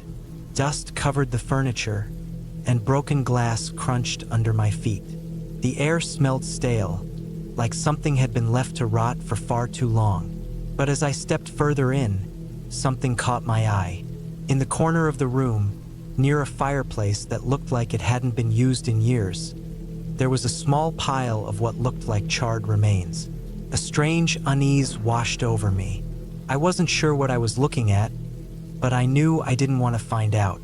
The flashlight trembled slightly in my hand, casting flickering shadows that seemed to move with a mind of their own. It was then that I noticed something even stranger. A set of muddy footprints leading into a hallway at the back of the cabin. They were fresh and they weren't mine. My heart rate quickened. I had been the only one here for miles, or at least that's what I thought. I stood there for a long moment, just listening. No sounds. No movement, just the breath of the wind outside and the weight of the silence pressing against my chest. I couldn't help but feel like I wasn't alone. I made my way toward the hallway, my steps cautious, as if moving too fast might set something off. The footprints led to a small bedroom at the end of the hall. The door was slightly ajar. I hesitated for a moment, feeling a surge of fear that I couldn't explain. Something told me I wasn't supposed to go in there, but curiosity won out. I pushed the door open with my shoulder, the old wood groaning in protest. Inside, the room was dimly lit by the faint light coming through a broken window. There was a bed in the corner, a rickety old dresser, and a few scattered pieces of furniture. But what caught my attention was the wall. A large, crude drawing had been made across it, scratched into the wood with something sharp, maybe a knife. It was a symbol I didn't recognize, a jagged figure that seemed to writhe and twist as if alive. I stepped closer to inspect it, feeling a sudden, cold sweat forming on the back of my neck. It was strange, but not something I could fully explain. There was a sense of wrongness in the air, like this place had been used for something dark. That's when I heard it, the faint noise from outside, a twig snapping. My heart skipped a beat. I quickly turned toward the window, but I couldn't see anything through the thick trees. Still, the hairs on the back of my neck stood up. Someone was out there. I grabbed my flashlight and rushed to the front door. The eerie silence outside had returned, but I could feel the tension in the air. It was almost suffocating. I glanced around the front of the cabin, but there was no sign of movement. I scanned the trees, trying to see if anyone was hiding in the shadows, but the darkness swallowed up everything beyond the edge of the porch. I tried to convince myself that it was just an animal, maybe a deer or some other wildlife, but something in my gut told me that wasn't the case. I wasn't alone here. I backed up slowly, making my way to my truck. My eyes darted around, scanning every inch of the forest. Every sound seemed amplified. The wind through the trees, the rustle of leaves, my own breathing. I didn't want to turn my back to the cabin, but I knew I needed to get out of there. Fast. As I reached for the door handle, a loud thud echoed from somewhere behind me. My blood ran cold. I whirled around, flashlight in hand. The beam caught a shadow moving between the trees. Someone or something was out there. I couldn't see their face, just a tall figure blending with the darkness. That's when I knew I had to leave. I jumped into the truck, slammed the door shut, and threw the keys into the ignition. My hands shook as I started the engine. I didn't look back as I pulled out of the clearing, the truck tires kicking up dirt and gravel. The road seemed endless, but I didn't dare slow down. The feeling that something was following me stayed with me all the way back to the main road. When I finally reached the paved road, I took a deep breath, trying to calm my nerves. I didn't know what had happened back there, what I had seen or heard, but I wasn't about to find out. The woods were a place meant to be avoided, and whatever was out there had made it clear that it wanted to stay hidden. I didn't go back to that cabin, and I've never driven down that road again.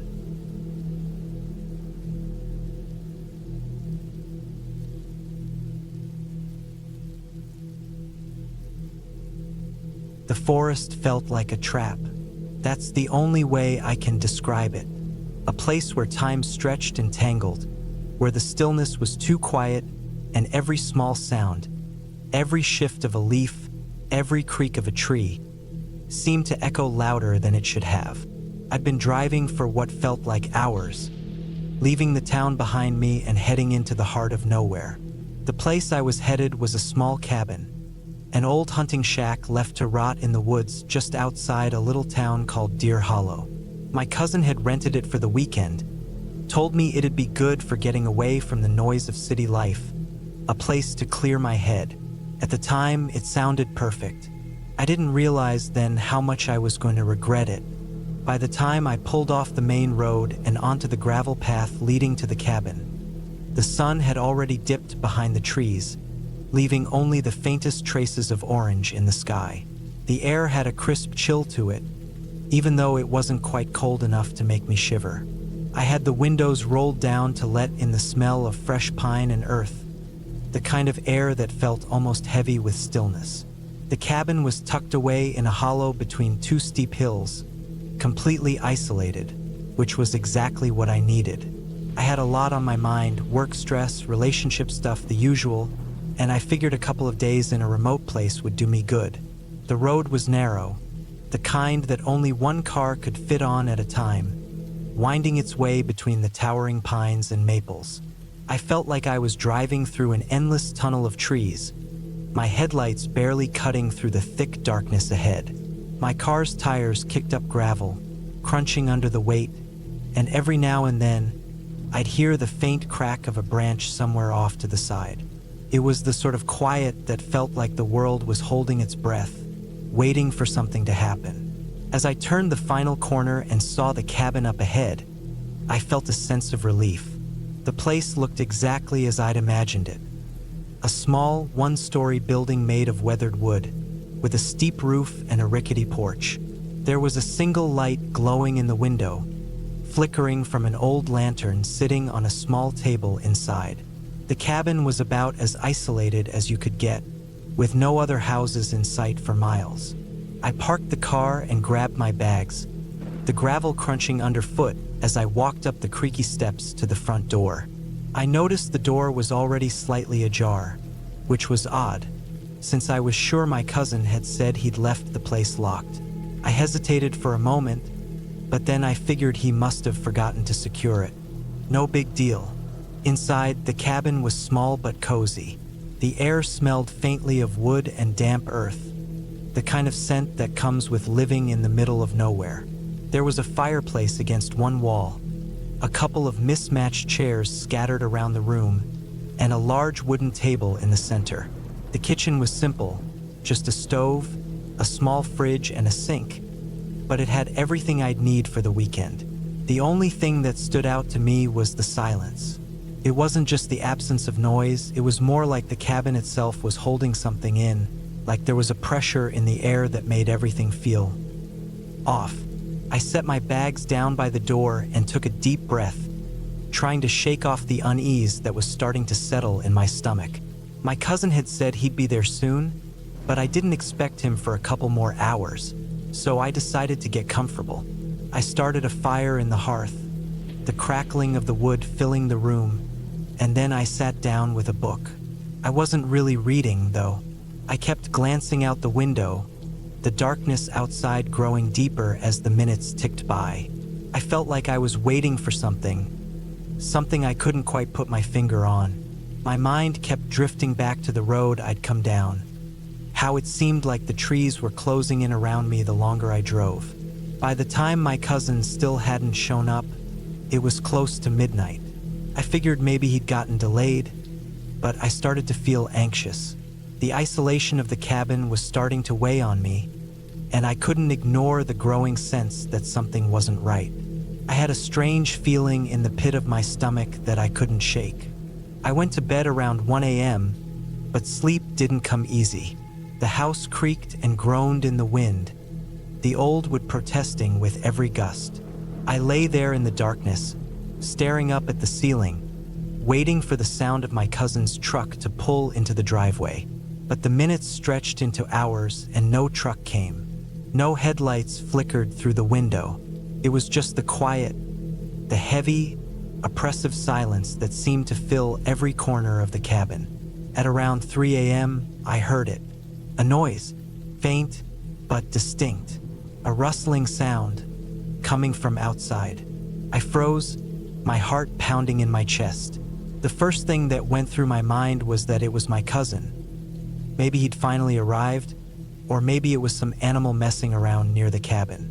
But then I heard it again, louder this time, a deliberate scratching, like something was moving along the side of the cabin. My first instinct was to grab the flashlight from the nightstand, but I hesitated. The rational part of me told me it was probably just an animal, a raccoon or a deer, something harmless. But the longer I lay there, listening to the scratching noise, the more my imagination started to run wild. It was too rhythmic, too intentional. It didn't feel like an animal. It felt like someone was out there. I couldn't stay in bed any longer. I grabbed the flashlight, making my way to the window. I tried to be as quiet as possible, peering through the glass, but the darkness outside was thick, almost impenetrable. I couldn't see anything. I had to get outside and check for myself. But the thought of stepping into the woods at that hour, alone, made my skin crawl.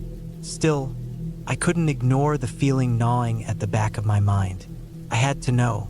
I threw on my jacket, grabbed the flashlight, and quietly opened the door. The cold air hit me like a slap, but I didn't hesitate. I stepped outside, my boots crunching in the gravel as I moved around the cabin. The scratching sound had stopped, but I was sure I had heard it. I shined the flashlight along the side of the cabin, my heart racing as I scanned the dark corners. Nothing. I walked a few steps away from the cabin, my flashlight beam cutting through the thick darkness. The woods were silent now, too silent. I felt like I was being watched, like there was something in the shadows, just out of sight. My breath fogged in the air, and I tried to push the fear out of my mind, telling myself it was nothing, just a wild animal or the wind playing tricks. But then, from the corner of my eye, I saw something move, a figure just beyond the reach of the flashlight. I froze, my body going stiff. The figure didn't move at first, but I could tell it was there. A man, maybe? He was standing just at the edge of the trees, his silhouette barely visible against the dark backdrop of the forest. My first thought was that it was my cousin, but then the figure stepped forward, just enough to catch the light, and I saw the unmistakable gleam of something metallic in his hand. I didn't stick around to see what happened next. Panic surged through me, and I turned, running back toward the cabin. I heard footsteps behind me, heavy, purposeful, but I didn't look back. I slammed the door behind me and locked it, my breath coming in ragged gasps as I fumbled for my phone. There was no signal. Of course there wasn't. I wasn't going to be able to reach anyone. I was alone. The man outside wasn't my cousin. It wasn't anyone I knew. I had no idea what he wanted or why he was there, but I knew one thing for sure: I was trapped, and I had no idea how to get out. I spent the next few hours in a state of absolute terror, jumping at every sound, every creak of the cabin. I kept the flashlight on, scanning the windows, waiting for something to happen, for the figure to show himself again. But as the night dragged on, nothing. It was like the woods had swallowed him up, like he had never been there at all. By morning, I hadn't slept a wink. I was exhausted, shaky, and filled with dread. When the sun finally started to break through the trees, I felt like I could finally breathe again. The figure was gone. The woods were quiet. I didn't know if I was imagining things the night before or if I had actually been in danger, but I didn't care anymore. I needed to get out. I packed up my things as quickly as I could, grabbing everything I could carry, and left the cabin without a second thought. I didn't wait for my cousin. I didn't care if he was still on his way. I drove back down the gravel road, my hands tight on the wheel, my heart still racing. As I left the woods behind, I glanced in my rearview mirror one last time, half expecting to see the figure in the trees, watching me go. But there was nothing, just the empty road, the endless stretch of forest behind me. I never went back to that cabin, and I never spoke to my cousin about what happened that night. There are some things you can't explain, and some places better left alone.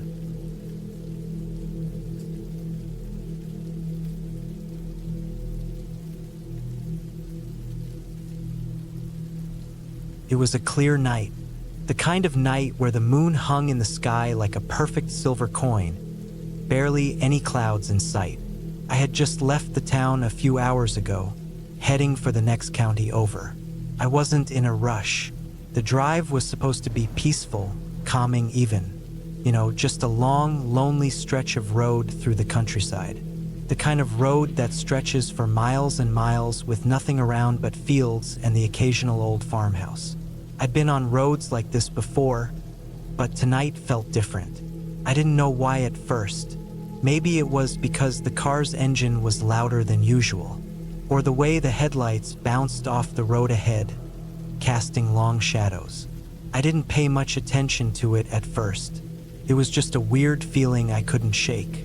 As the miles passed, the road got narrower, winding its way through hills and trees, the kind of place you wouldn't want to break down in. It wasn't quite dark yet, but the light was fading fast. The sun had dipped below the horizon, and the first stars began to prick through the sky. I was starting to feel the isolation. I had that feeling when you're in a place that feels too empty, too quiet. There was no sound out here except for the hum of the car and the occasional rustle of leaves in the wind. It was a perfect evening, except for that nagging sense that something wasn't quite right. I glanced in the rearview mirror. Nothing, just the winding road behind me, illuminated in my headlights. No other cars. I hadn't seen a soul for at least an hour. Then it hit me, the silence. It wasn't the usual kind of silence you expect in the countryside. It was almost oppressive, like there was something missing. No animals, no insects, nothing. Just the faint whoosh of the wind through the trees. Struck me as odd. Usually, on a road like this, you'd hear the chirp of crickets or maybe the rustling of a small animal scurrying across the road. But there was nothing. The air felt thick, heavier than it should have been. I tried to brush it off. Maybe I was just overtired. Maybe the isolation was getting to me. After all, it had been a long day. I shifted in my seat, rolled the window down a crack to let some fresh air in, and continued driving. The night was still beautiful, even if the emptiness was a bit unsettling. A few miles later, the road dipped into a valley, surrounded by thick trees on either side. There was a curve up ahead, and as I rounded it, I saw a house. A small cabin, really. First, I thought nothing of it. But as I got closer, I realized it looked odd. It wasn't like the typical farmhouse or country home you'd expect out here. This one was old, much older than the others I had seen. Its windows were dark, and the wooden exterior had a worn, decaying look to it. I didn't know why, but I felt a pull to slow down as I passed the cabin. I glanced at it as I drove by, trying to get a better look.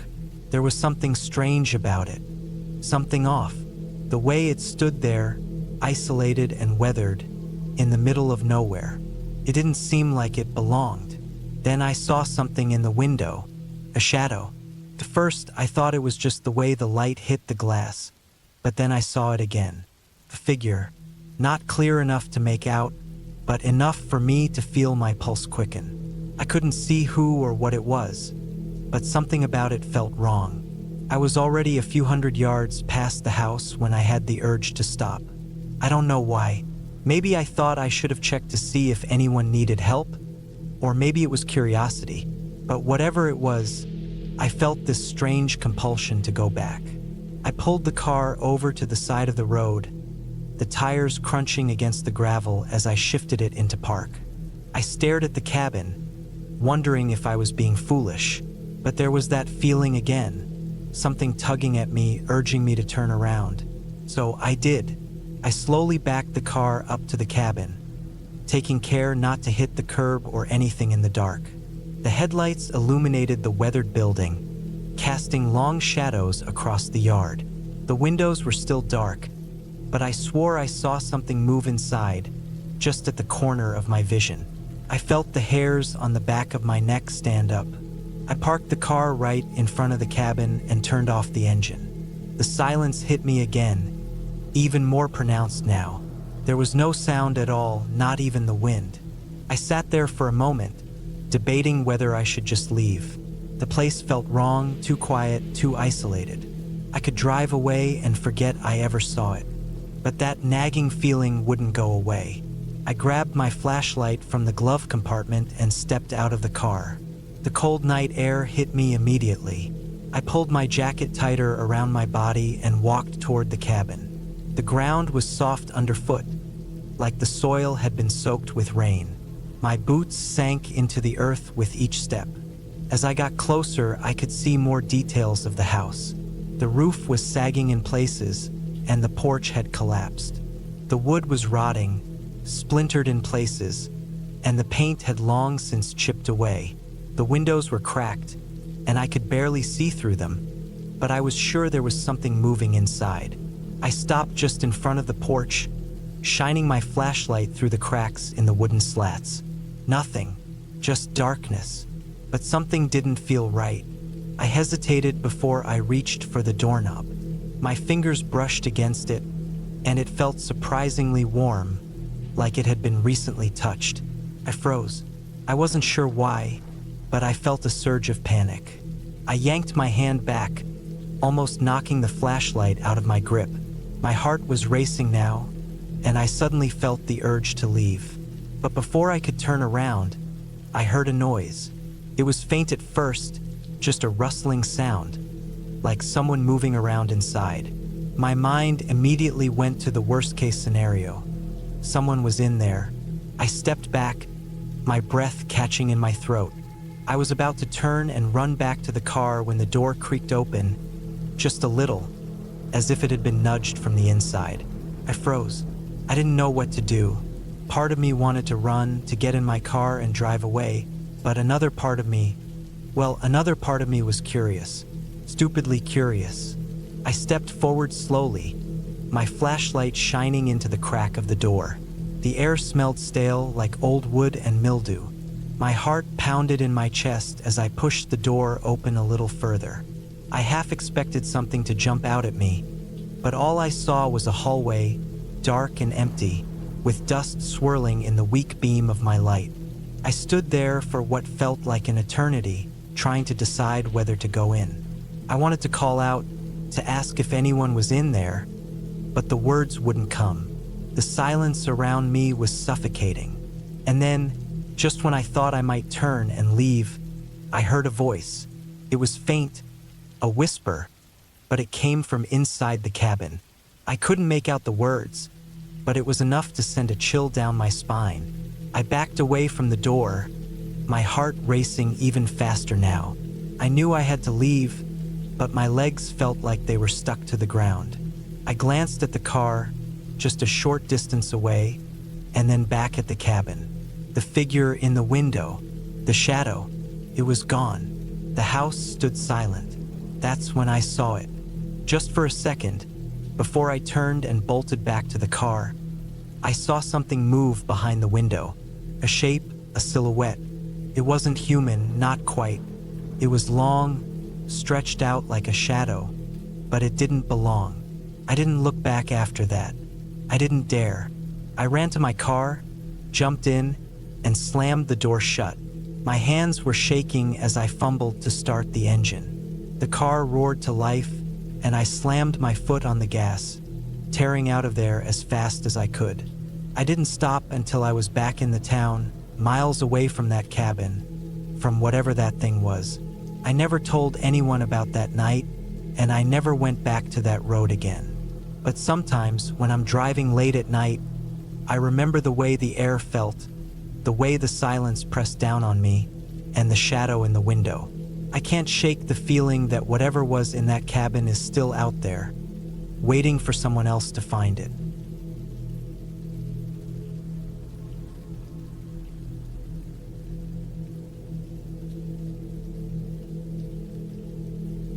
It was supposed to be a quiet weekend, a quick getaway from the noise of the city, a break from the stress of work and the constant buzz of technology.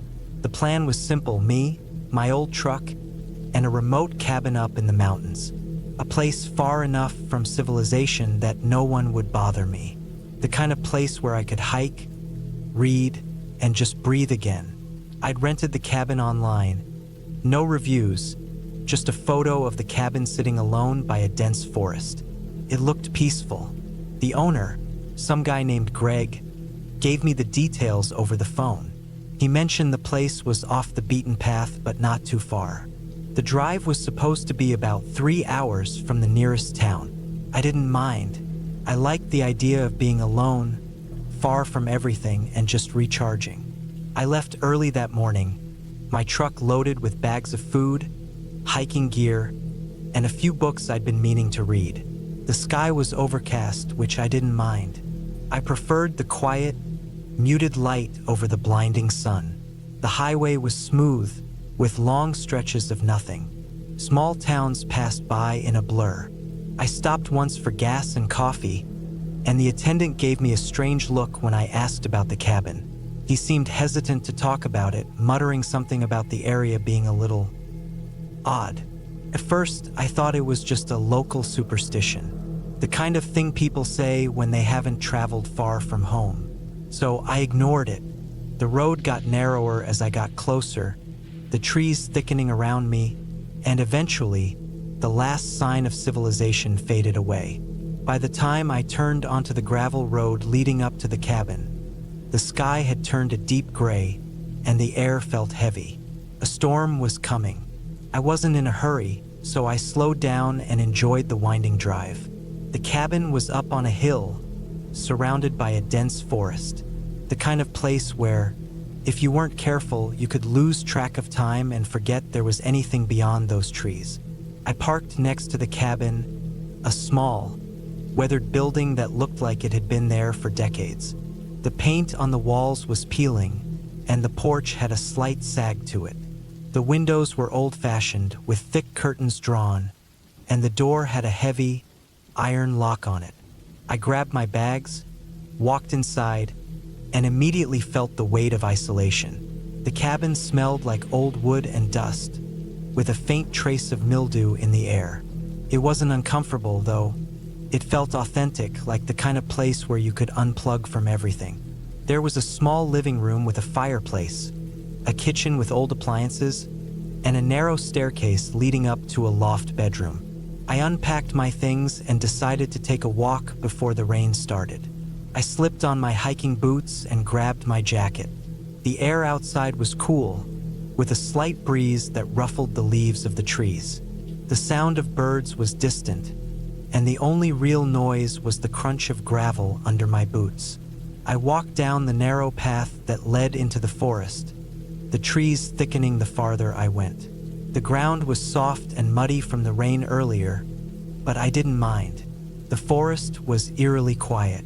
No animals, no birds, just the rustling of leaves and the occasional snap of a twig underfoot.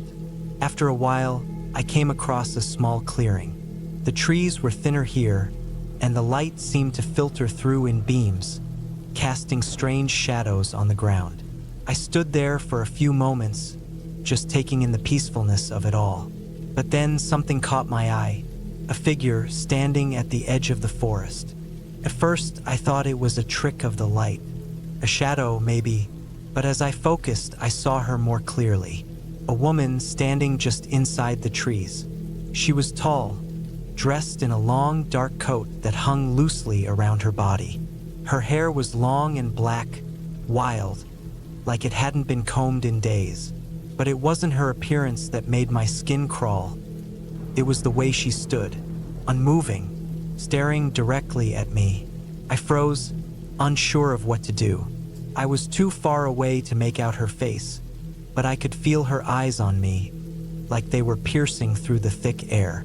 The longer I looked, the more unsettled I became. It wasn't normal to see someone out here, not so deep in the forest, especially not in the middle of nowhere like this. I took a step back, trying to make myself scarce. But then she moved. Slowly, almost fluidly, she stepped out from the trees and into the clearing. Her coat swayed with her movements, and she didn't make a sound. She just stood there, her head slightly tilted, as if studying me. My heart began to race. I felt a sense of dread creeping up my spine. This wasn't normal. People didn't just appear out here, especially not in the middle of nowhere. I took another step back, and that's when she spoke. But not in a way that made sense. It wasn't words. It was more like a soft humming sound. A low, rhythmic noise, like someone was whispering something just out of earshot. It sent a chill down my body, and I turned quickly, running back toward the cabin. My footsteps were heavy on the ground, and I could hear her behind me. The humming had stopped, but I could feel her presence, like she was right there, just a few steps away. My heart pounded in my chest as I reached the cabin door. I fumbled with the handle, finally throwing it open and slamming it shut behind me.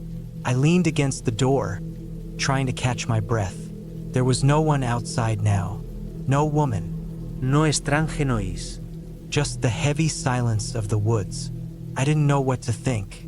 Was she real, or had I imagined the whole thing? I couldn't shake the feeling that something was wrong. I kept staring out the window, half expecting to see her standing in the yard, watching me.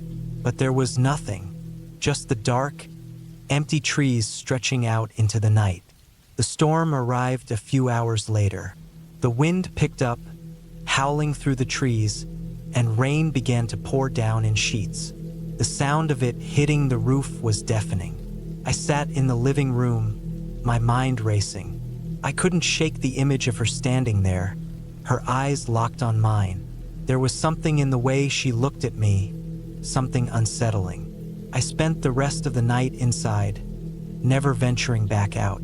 The storm raged on, the wind and rain battering the cabin, but I didn't sleep. Every time I closed my eyes, I saw her face again, lurking at the edge of the trees. I tried to convince myself it was just a trick of the mind, that I had imagined it all. But deep down, I knew something was wrong. The next morning, the storm had passed. The sun was low in the sky, casting a warm, golden light over the forest. The air smelled fresh, like wet earth and pine. I decided to check the area around the cabin, hoping to find something that would explain what had happened. I ventured out cautiously, sticking to the path I had walked the day before. There was no sign of the woman, no footprints, no broken branches. It was as if she had never been there, but something else was off. The air felt heavy, as if the forest was holding its breath. As I walked deeper into the woods, I began to feel that same unease from the day before. The silence was deafening. No birds, no animals, just the soft rustling of the trees and the occasional snap of a twig underfoot. I didn't get far before I saw something unusual. A small clearing, but unlike the one I had found the day before, this one had something in the center. A pile of rocks, arranged in a circle. I approached it cautiously, unsure of what to make of it. As I got closer, I noticed something else. A small, weathered object resting on top of the rocks. A doll, its eyes wide open, staring at me with an eerie intensity. I stepped back, the hairs on my neck standing up. Something wasn't right. This wasn't just some forgotten trinket. This was deliberate. And then, out of the corner of my eye, I saw her again. The woman, standing just inside the trees, watching me. This time, I didn't freeze. I turned and ran. I didn't stop running until I was back at the cabin, slamming the door shut behind me. I locked it and bolted the windows, feeling the weight of the isolation settling in. Whatever had happened out there in the woods, I didn't want to know. I was leaving as soon as the sun came up. That night, I barely slept. The wind howled outside, and the rain started up again, harder than before. But there was no sign of her. No sounds. Just the storm and the crushing silence that followed. The next morning, I left. I didn't look back as I drove away, my hands gripped tightly on the wheel. The woman in the woods, the doll, the strange feeling of being watched. I didn't know what it all meant, but I wasn't sticking around to find out. By the time I reached the town, I stopped at a diner for some food. The waitress asked me how my trip was. I hesitated before answering, unsure of what to say. I didn't want to tell her about the woman in the woods or the doll. I didn't want to seem crazy. But as I sat there, sipping my coffee, I overheard a conversation at the next table. A man was talking to a couple, telling them about a woman who had gone missing in those woods a few years ago. A woman who had been last seen near an old cabin, just like the one I'd stayed in. I didn't hear the rest of the conversation. I didn't need to. I already knew the truth. Some things aren't meant to be understood, and some places are better left alone.